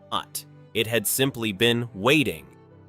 For 5 days, Alexandra fought while machines kept her breathing. Her parents, who lived in a remote village without a phone, didn't even learn what had happened until hours later. By the time they arrived, their daughter was already slipping away. On August 20th, 2001, Alexandra Huchi died at 12 years old. She never fell. She never made a mistake. She never got a chance to be saved. Alexandra's story remains one of the most haunting in gymnastics history, a reminder that sometimes the greatest danger is not the sport itself, but the silent conditions no one knows are there waiting patiently beneath a child's dream. Melanie Coleman. There are tragedies that come with warning signs, and then there are the ones that arrive without permission, without logic, without explanation. Melanie Coleman's story belongs to the second kind. It did not begin with recklessness or rule-breaking. It began inside a trusted gym during a normal training session on a day that looked exactly like every other day that came before it. Melanie Coleman was 20 years old and deeply woven into the world of gymnastics. She grew up in Milford, Connecticut, in a family where the sport was more than a pastime. It was a shared language. Her mother had competed. Her sisters had competed. One of them was even her teammate at Southern Connecticut State University.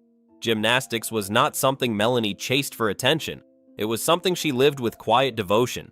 By 2019, she was a seasoned collegiate gymnast, disciplined, consistent, and respected. Earlier that year, she had been named a Scholastic All-American by the Women's Collegiate Gymnastics Association, recognized not only for athletic ability, but for academic excellence. She was studying to become a nurse, hoping one day to care for others with the same patience she showed in the gym. Between classes and training, she taught young children gymnastics, some as young as 2, at the very same facility where she trained. To them, Melanie wasn't just a coach. She was proof of who they might one day become. On November 8, 2019, inside the New Era Gymnastics facility in Hampton, Connecticut, Melanie was practicing on the uneven bars. Nothing about the session stood out. The equipment met standards. The routine was familiar. There were no experimental skills, no unnecessary risks. Then in a split second, she slipped. The fall was sudden, violent, and immediately alarming. Those who saw it knew at once that something was terribly wrong. Paramedics were called. Melanie was rushed to Yale New Haven Hospital. Her coach of nearly 10 years, Thomas Alberti, was among the first to reach her, watching helplessly as the unimaginable unfolded. Doctors did everything they could, but the spinal injury was catastrophic. 2 days later, on November 10, 2019, Melanie Coleman died. She was 20 years old. The gymnastics community struggled to understand how such a tragedy could happen under normal controlled conditions. There was no clear cause, no obvious failure, no rule that had been broken. It was labeled a freak accident, the most terrifying kind, because it offers no lesson that feels sufficient. Melanie's family was shattered. Her mother later said they would leave an empty space in family photos, a quiet acknowledgement of an absence that could never be filled. Even in death, Melanie continued to give. She had registered as an organ donor, a decision made long before anyone imagined it would matter so soon. Because of her other lives were saved. Tributes poured in from across the country. A fundraiser raised tens of thousands of dollars. Coaches, athletes, and strangers mourned someone many had never met, but instantly felt they had lost. Melanie Coleman did not die chasing danger. She died doing something she had done safely for years in a place she trusted. Her story remains one of the most unsettling reminders in gymnastics that sometimes, even when everything is done right, the sport can still take everything. If Melanie Coleman's story reminds you how fragile life can be even in the safest places, please like this video and subscribe to the channel so her legacy, her kindness, and her silent impact are never forgotten. Julissa Gomez. Julissa Gomez was only 15 when the world began to expect greatness from her, and only 18 when it took everything back. Her story is one of raw talent, crushing pressure, and a sport that demanded more than a young body could safely give. Long before her name became a warning whispered through gymnastics halls, she was simply a gifted girl chasing a dream she believed was worth any risk. Born in 1972 in San Antonio, Texas, Julissa Gomez came from a humble family. Her parents worked tirelessly to support her passion, and gymnastics quickly became her entire world. By the age of 10, she was training under Bela Karolyi in Houston, rising rapidly through the junior ranks. In 1986, she placed 4th all around at the U.S. Championships. By 1987, she was competing internationally, widely viewed as a serious contender for the 1988 Olympic team. Her specialty was the vault, powerful, fast, and breathtaking when executed correctly. But the vault that defined her promise would also define her fate. As the Olympic clock ticked louder, Julissa began training the Yurchenko vault, a skill that was still new, still dangerous, and unforgiving of the smallest error. Coaches noticed her inconsistency, the hesitation in her approach, the subtle signs that something wasn't right. Yet the pressure never eased. The skill was required. Expectations were fixed. Stopping was not part of the culture. On May 5, 1988, during warm-ups at the World Sports Fair in Tokyo, Julissa sprinted toward the vault as she had countless times before. In a split second, her foot slipped. Her timing was off. She crashed headfirst into the vaulting horse in front of stunned spectators. The impact was devastating. Julissa had broken her neck and was instantly paralyzed from the neck down. She was rushed to the hospital as her parents flew across the world to reach her side. Doctors worked urgently to stabilize her spine, but complications followed. Oxygen deprivation caused irreversible brain damage. Julissa fell into a coma, unable to speak, unable to move, able only to blink. For 3 years, her parents cared for her with unwavering devotion, holding on to hope even as it slowly slipped away. On August 8, 1991, Julissa Gomez died at the age of 18. Her death sent shockwaves through the gymnastics community, forcing changes that should have come sooner. The narrow vaulting horse was replaced with a wider, safer table. Safety mats became mandatory. Rules were rewritten to prevent gymnasts from attempting high-risk vaults without proper protection. Julissa did not live to see the sport change, but her legacy is embedded in every safer landing that followed. She was not reckless. She was not careless. She was a teenager doing what she was told in a system that measured courage by obedience. And in that truth lies the quiet devastation of her story, a reminder that sometimes the price of progress is paid by those who never get to benefit from it. Melanie Coleman. There are tragedies that come with warning signs, and then there are the ones that arrive without permission, without logic, without explanation. Melanie Coleman's story belongs to the second kind. It did not begin with recklessness or rule-breaking. It began inside a trusted gym during a normal training session on a day that looked exactly like every other day that came before it. Melanie Coleman was 20 years old and deeply woven into the world of gymnastics. She grew up in Milford, Connecticut, in a family where the sport was more than a pastime. It was a shared language. Her mother had competed. Her sisters had competed.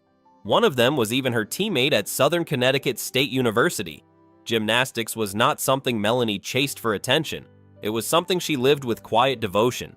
By 2019, she was a seasoned collegiate gymnast, disciplined, consistent, and respected.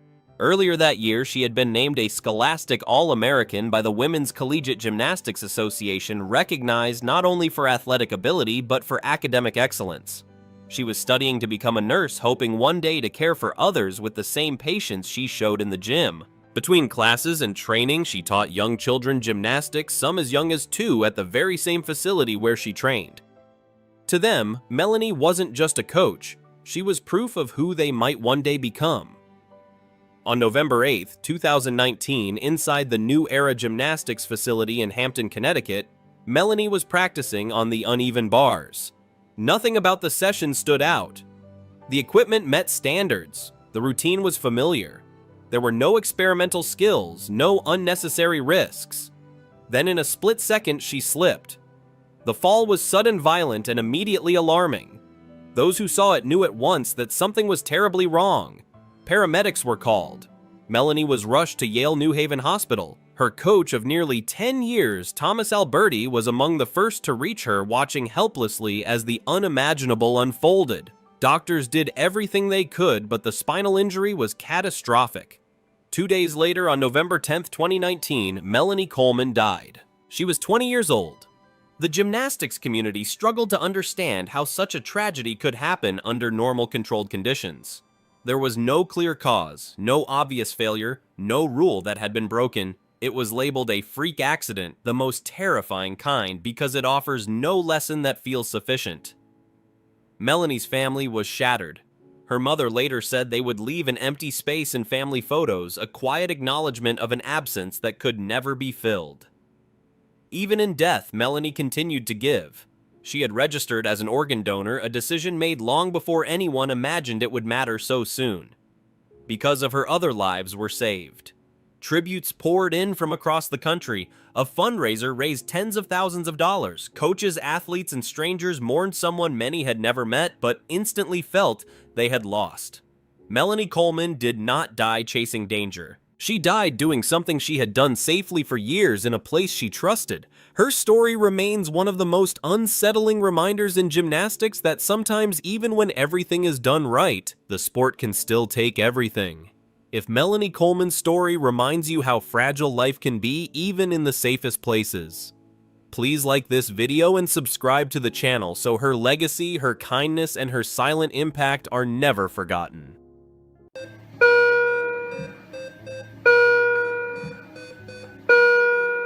What if the place meant to save them became the place where everything ended? Behind Hollywood's brightest smiles lie operating rooms filled with silent, sudden mistakes and battles no camera ever captured. This is the shocking truth behind 13 famous actors who entered surgery seeking healing and never walked out a haunting look at the medical tragedies that froze Hollywood in disbelief. Steve McQueen. He didn't enter Hollywood quietly, and he didn't leave it gently either. Steve McQueen was never built for stillness. On screen, he was motion incarnate engine's roaring eyes, defiant danger worn like a second skin. He embodied rebellion so completely that audiences didn't just watch him, they followed him. McQueen wasn't acting tough. He was tough. Or at least that's what the legend insisted. Behind the myth, a far more dangerous enemy was already at work. McQueen had been diagnosed with mesothelioma, a rare and aggressive cancer linked to asbestos exposure. American doctors reviewed his case and refused surgery, calling it too risky, too advanced, too late. But Steve McQueen had never accepted limits placed by others. If the rules said stop, he accelerated. Refusing to surrender, he crossed the border into Mexico, chasing hope through experimental treatments and underground medicine, convinced that willpower could still outpace fate. On November 7, 1980, in a small hospital in Ciudad Juarez, surgeons removed massive tumors from his neck and abdomen in a last desperate attempt to buy time. The operation was brutal. As anesthesia wore off, his body weakened, exhausted by months of illness and relentless treatment. Before dawn, the pulse that once defined American cool began to fade. At just 50 years old, Steve McQueen took his final breath far from Hollywood, far from the engines and open roads that had shaped his image. When news broke, disbelief swept through the industry. How could a man who had outrun Nazis in The Great Escape and stared down death on screen be taken by a hospital bed? Those closest to him said he faced the end exactly as he lived, defiant, calm, unbroken. He thanked his wife Barbara for standing beside him and said he was ready. Steve McQueen didn't simply die during surgery. He exited the world the only way he knew how, at full speed, refusing to slow down, leaving behind a legend that still feels impossible to stop. Bill Paxton. He was never the loudest man in the room, yet somehow he became its center. Bill Paxton carried a rare kind of presence, familiar, generous, unmistakably human. On screen, he survived tornadoes, monsters, aliens, and disasters that leveled entire worlds. Off-screen, he was known as the heartbeat of every set, the actor who remembered names, told stories, and made even the longest days feel lighter. Bill Paxton built a career not on perfection, but on warmth, curiosity, and quiet strength. In February 2017, that strength led him into what was supposed to be a responsible choice. At 61, Paxton underwent heart surgery at Cedars-Sinai Medical Center in Los Angeles to repair an aortic aneurysm and replace a damaged valve. Doctors said the procedure went well. Friends said he was upbeat, optimistic, already talking about future projects and more time with his children. To the outside world, the danger had passed. The hero had survived another close call. But healing is not always visible. In the days following surgery, unseen complications began forming beneath the surface. Small blood clots developed silently, without warning, without symptoms dramatic enough to sound an alarm. One of them broke free and traveled to his brain, triggering a massive stroke. Paxton never regained consciousness. Despite urgent medical intervention, there was no recovery, no second act, no gradual goodbye. Surrounded by family, he slipped away on February 25, 2017. Hollywood reacted with stunned disbelief. Tributes poured in from co-stars and directors who spoke not just of his talent, but of his kindness. James Cameron called him one of the most genuine souls he had ever known. In the months that followed, Paxton's family filed a wrongful death lawsuit alleging negligence during the procedure, a painful reminder that uncertainty still surrounded his final days. Beyond the legal echoes, what remained was the image of a man who made heroism feel accessible. Bill Paxton didn't leave behind a myth. He left behind something rarer, the memory of decency, generosity, and a life that made everyone around him feel a little more human. If Bill Paxton's story moved you, please leave a 5 in the comments to honor his memory and share in a moment of quiet remembrance. Heather O'Rourke. She had a smile that felt almost unreal, the kind that lingered long after the screen went dark. Heather O'Rourke became a Hollywood legend before she was old enough to understand fame. Her soft voice and wide eyes forever tied to one chilling line in Poltergeist: "They're here." To audiences, she embodied innocence touched by mystery, a child star who seemed protected by something magical, untouchable by the darkness she portrayed. Behind the scenes, however, her body had been quietly betraying her. For years, Heather suffered from recurring stomach pain and illness symptoms that doctors repeatedly diagnosed as Crohn's disease. Treatments followed, but the real cause remained hidden, misunderstood, and untreated. She continued working, smiling for cameras, appearing on talk shows, promoting sequels, all while carrying a medical truth no one had yet uncovered.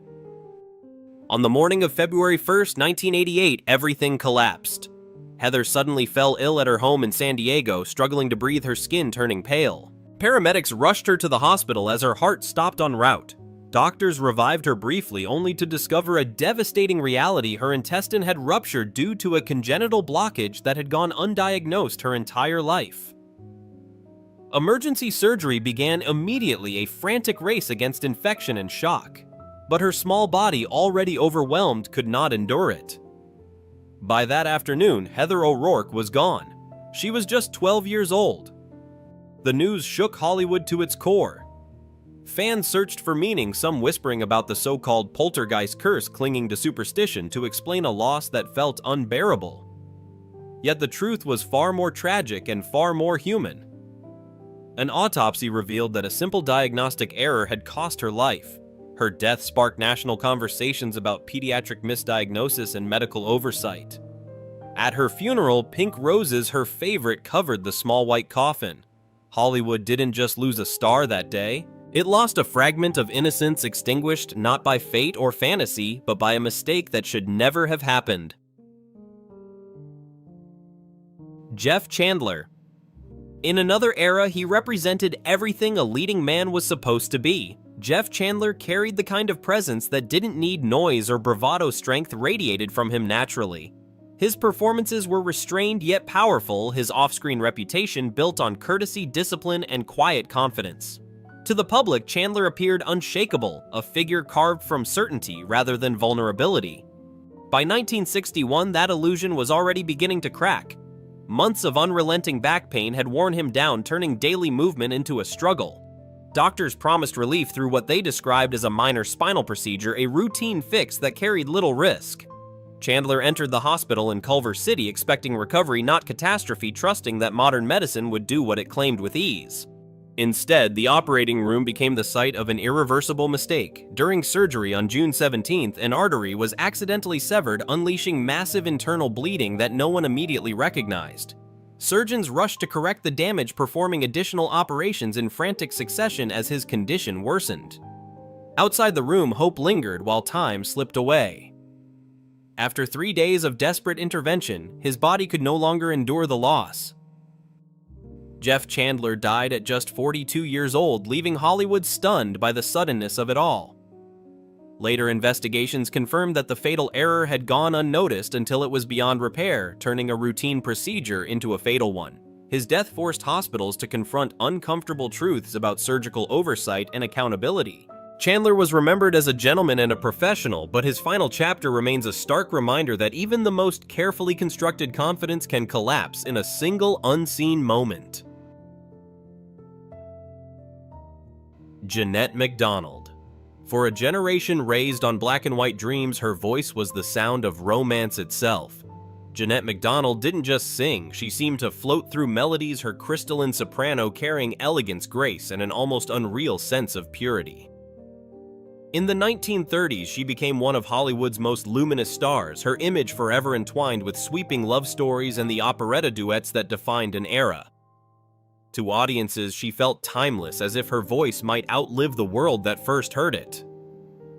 Time, however, had been quietly wearing down the heart behind that sound. For years, MacDonald struggled with cardiac illness, her strength gradually eroded by a body that could no longer support the demands placed upon it. On January 14, 1965, at the age of 61, she was rushed to Houston Methodist Hospital suffering severe chest pain and shortness of breath. Doctors quickly diagnosed a failing mitral valve. Open-heart surgery was her only option, a procedure still in its infancy, dangerous and uncertain, balanced between hope and risk. As surgeons worked through the night to repair the damaged valve, hours slipped by under the glare of operating room lights. Her husband, actor Gene Raymond, waited nearby, holding on to the belief that medicine might once again defy the odds. But MacDonald's heart, weakened by years of illness, began to fail under the strain. Just before dawn, the monitors fell silent. The voice that had once carried millions into dreams was gone. News of her death spread like the closing of a chapter. Radio stations replayed her songs, theaters filled with flowers, and fans mourned not just a star, but an entire era of elegance that seemed to fade with her passing. Doctors later reflected that had she lived decades later, advances in cardiac surgery might have saved her life. Instead, Jeanette MacDonald became a solemn reminder of the limits of her time, a silver voice silenced yet forever echoing through the music she left behind. Tony Randall. He moved through life as if everything had its proper place, its proper timing, and its proper tone. Tony Randall built a career on precision, crisp diction, impeccable posture, and a wit so controlled it felt almost musical. To audiences, he was the embodiment of refinement, most famously as Felix Unger in The Odd Couple, a man obsessed with order in a chaotic world. Off-screen, Randall lived much the same way, valuing discipline, elegance, and the quiet satisfaction of doing things correctly. By 2004, age had begun to narrow the margins he once commanded with ease. At 84, Randall underwent heart bypass surgery at New York University Medical Center, a procedure intended to improve his circulation and extend his quality of life. The operation itself went smoothly, reinforcing the belief that he had once again navigated danger with careful control. But recovery, unlike performance, does not follow a script. In the weeks that followed, pneumonia set in, quietly creeping through a body already weakened by time. There was no dramatic collapse, no sudden chaos, only a gradual surrender. Nurses later recalled that Randall never complained, never raised his voice, never abandoned his courtesy. Even as his strength faded, he continued to thank staff, offering dry humor in place of fear, maintaining the same composure that had defined him for decades. Tony Randall died on May 17, 2004, leaving behind a silence that felt deliberate rather than abrupt. Broadway dimmed its lights and tributes poured in from performers who admired not just his talent but his integrity. In his later years, he had founded the National Actors Theatre, determined to preserve classical performance in a changing industry. His final act arrived without spectacle, marked instead by dignity and restraint, a closing curtain that suited a man who believed grace was the greatest form of control. Joan Rivers. She built her life on volume, speed, and fearless honesty. Joan Rivers was never subtle, never cautious, never quiet. Her voice cut through decades of taboo, slicing open subjects others were too afraid to touch. Comedy wasn't just her profession, it was her weapon, her shield, her oxygen.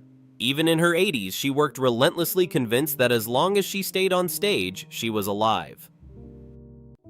On the morning of August 28, 2014, that unstoppable momentum carried her into what was supposed to be a minor stop between performances. Rivers checked into Yorkville Endoscopy in Manhattan for a routine throat procedure, a quick look at her vocal cords before her next show.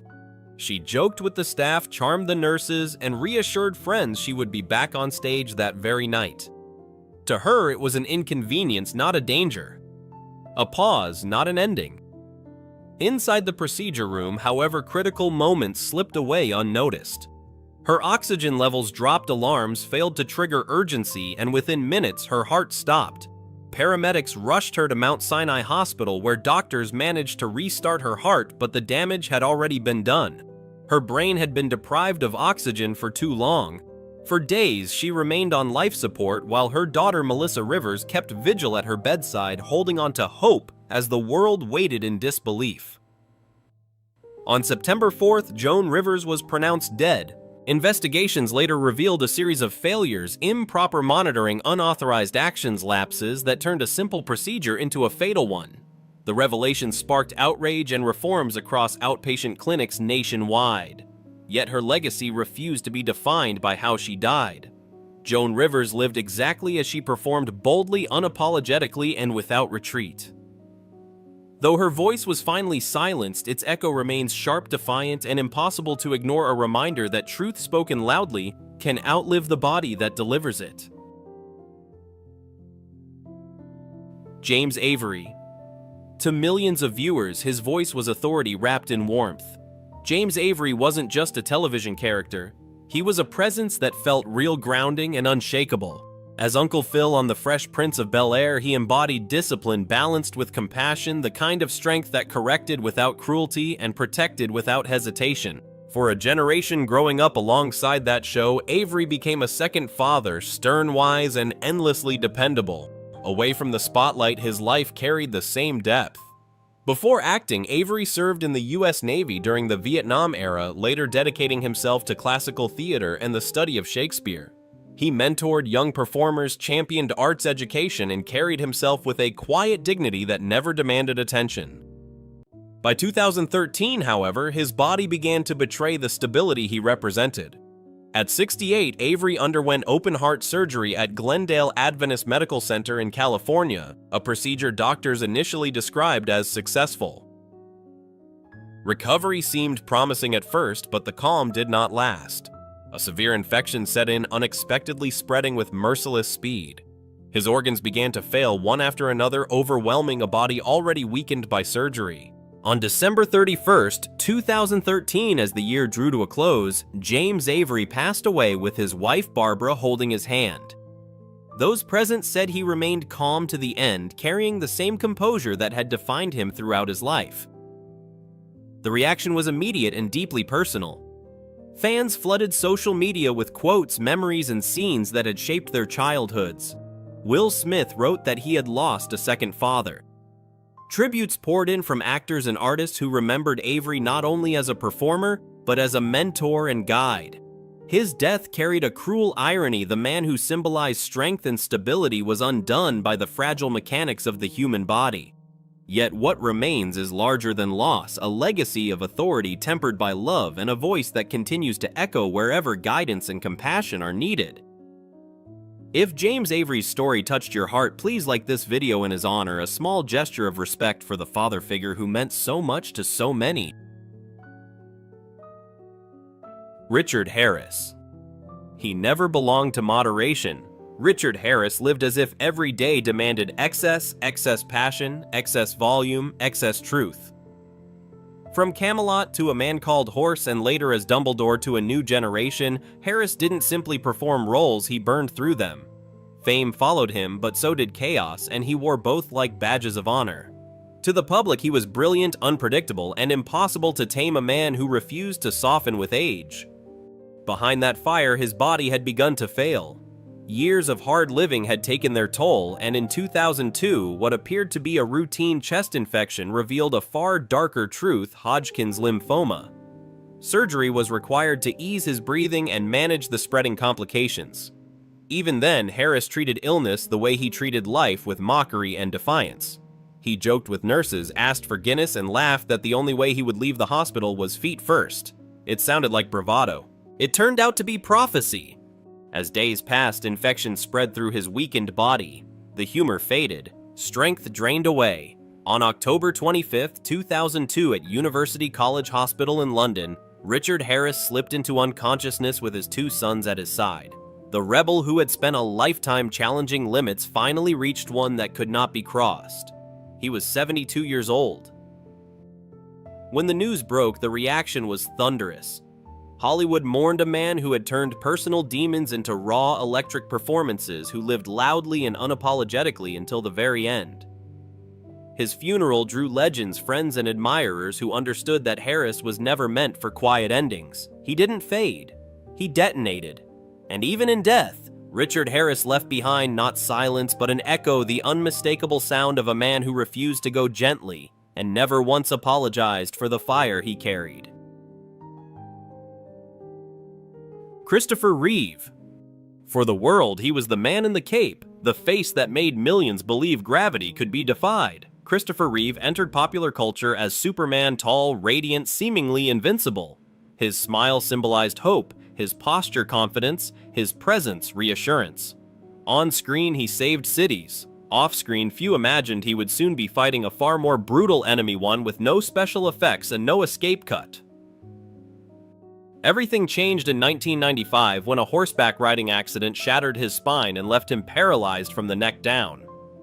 The fall stripped away the illusion of invulnerability, but revealed something far rarer. Reeve refused to disappear.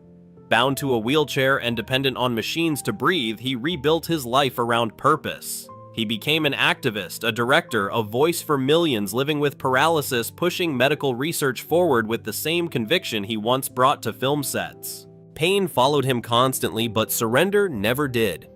By October 2004, his body was worn down by years of infection surgeries and complications tied to paralysis.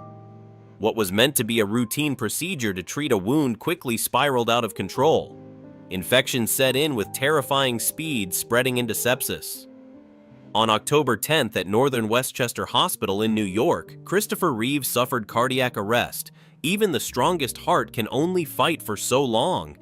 He died at 52, with his wife Dana holding his hand, whispering love into the silence. Tributes poured in from presidents, scientists, and artists alike, honoring not the superhero but the man who redefined courage. Christopher Reeve lost the ability to walk, but he never stopped rising. His legacy endures as proof that heroism is not measured by strength of body, but by resilience of spirit, a quiet, unbreakable force that continues to soar long after the cape is gone. Rodney Dangerfield. Rodney Dangerfield built an empire out of insecurity. For decades, he stood under spotlights insisting he got no respect, turning anxiety, rejection, and self-doubt into some of the sharpest comedy America had ever heard. Audiences laughed because they recognized themselves in him, the fear, the need to be seen, the quiet wounds hidden behind jokes fired at machine gun speed. On stage, he was loud, frantic, relentless. Offstage, he carried those same shadows with him, masked by humor and discipline. By 2004, time had finally begun to press its weight on his body. At 82, Dangerfield underwent heart valve replacement surgery at UCLA Medical Center, a dangerous procedure for a man his age. Even as he was wheeled into the operating room, he stayed true to form, joking about the odds, disarming fear with punchlines. Doctors initially declared the surgery a success, and for weeks it seemed as though the old fighter had beaten the odds again. Friends said he charmed nurses, asked for martinis, and delivered one-liners from his hospital bed, refusing to surrender the persona that had carried him through life. But recovery quietly turned against him. Infections crept in, his strength faded, and the body that had powered through decades of stress and relentless touring began to fail. The laughter slowed, the jokes stopped. On October 5th, 2004, complications from the surgery overtook him. His wife Joan held his hand as he slipped away, not as the frantic comic the world knew, but as a calm, gentle man finally at rest after a lifetime of noise. The reaction was immediate and reverent. Comedians across generations paid tribute, calling him a master who changed the rhythm of stand-up forever. Johnny Carson once said no one could make an audience laugh faster, and in death, those words echoed louder than ever. Rodney Dangerfield spent his career claiming he got no respect. In the end, the world gave him exactly that silence, admiration, and the kind of honor reserved for legends who turned their pain into truth. If Rodney Dangerfield's story resonated with you, leave a 1 in the comments. If it didn't, leave a 0. John Ritter. John Ritter spent his life turning discomfort into joy, transforming awkwardness into laughter, and becoming a kind of emotional shelter for millions of viewers. He wasn't just a sitcom star, he was a familiar presence, a reassuring rhythm in American living rooms, a man whose smile felt dependable. Comedy was his armor, timing his superpower, and for decades the world believed that as long as John Ritter was on screen, everything would somehow be okay. That illusion shattered on September 11th, 2003.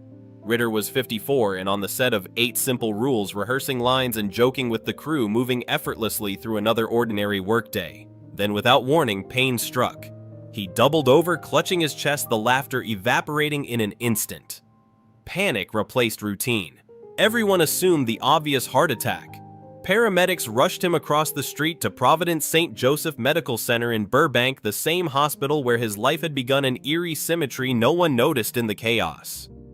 Inside the emergency room, doctors moved quickly, preparing for surgery under the belief they were racing a familiar enemy.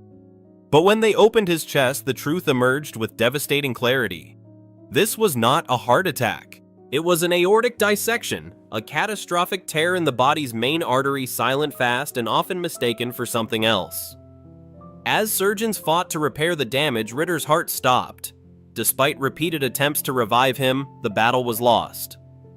At 10:48 p.m., the man who had built a career on perfect timing slipped away beneath surgical lights. The news rippled through America with shock and disbelief. His wife, actress Amy Yazbek, remained by his side, stunned by how swiftly life had turned. An autopsy later confirmed that the initial misdiagnosis had cost precious minutes. Out of that loss came resolve. Ritter's family turned grief into purpose, founding the John Ritter Foundation to raise awareness about aortic dissections and save lives. In the end, his final contribution was not another laugh, but something just as enduring knowledge legacy and a quiet reminder of how fragile even the brightest stars truly are. Lucille Ball. Long before morning television announced the unthinkable, America learned to laugh by following the sound of her chaos. Lucille Ball wasn't merely a star, she was a force of nature, a woman who turned disaster into comedy and physical clumsiness into genius. For decades, her face filled living rooms, her timing rewrote the rules of television, and her laughter became a shared language across generations. To the public, Lucille Ball seemed indestructible, as if joy itself had chosen her as its permanent host. Behind the brilliance, however, her heart had been quietly struggling. Years of health issues followed her, but slowing down was never an option she truly accepted. Work was her lifeblood, applause her oxygen. On April 18, 1989, at 77 years old, she underwent major heart surgery at Cedars-Sinai Hospital to repair a torn aorta and replace a failing valve. Doctors declared the operation a success. Fans across the country exhaled in relief, believing the worst was over and the Queen had once again beaten the odds. 8 days later, the illusion collapsed. On the morning of April 26th, Lucille was rushed back into crisis as stabbing chest pain returned without warning. Inside her chest, the artery surgeons had fought so hard to repair was unraveling again. Alarms sounded. Nurses rushed. The woman who once orchestrated comic chaos on I Love Lucy lay motionless, fighting a battle with no audience and no script. At 4:47 a.m., the monitors flatlined. America's Queen of Laughter was gone. The news spread with stunning speed. Television networks interrupted programming. Crowds gathered outside the hospital clutching flowers, and disbelief in equal measure. After her death, doctors spoke openly about the dangers of aortic aneurysms in elderly patients, using her case as a solemn warning.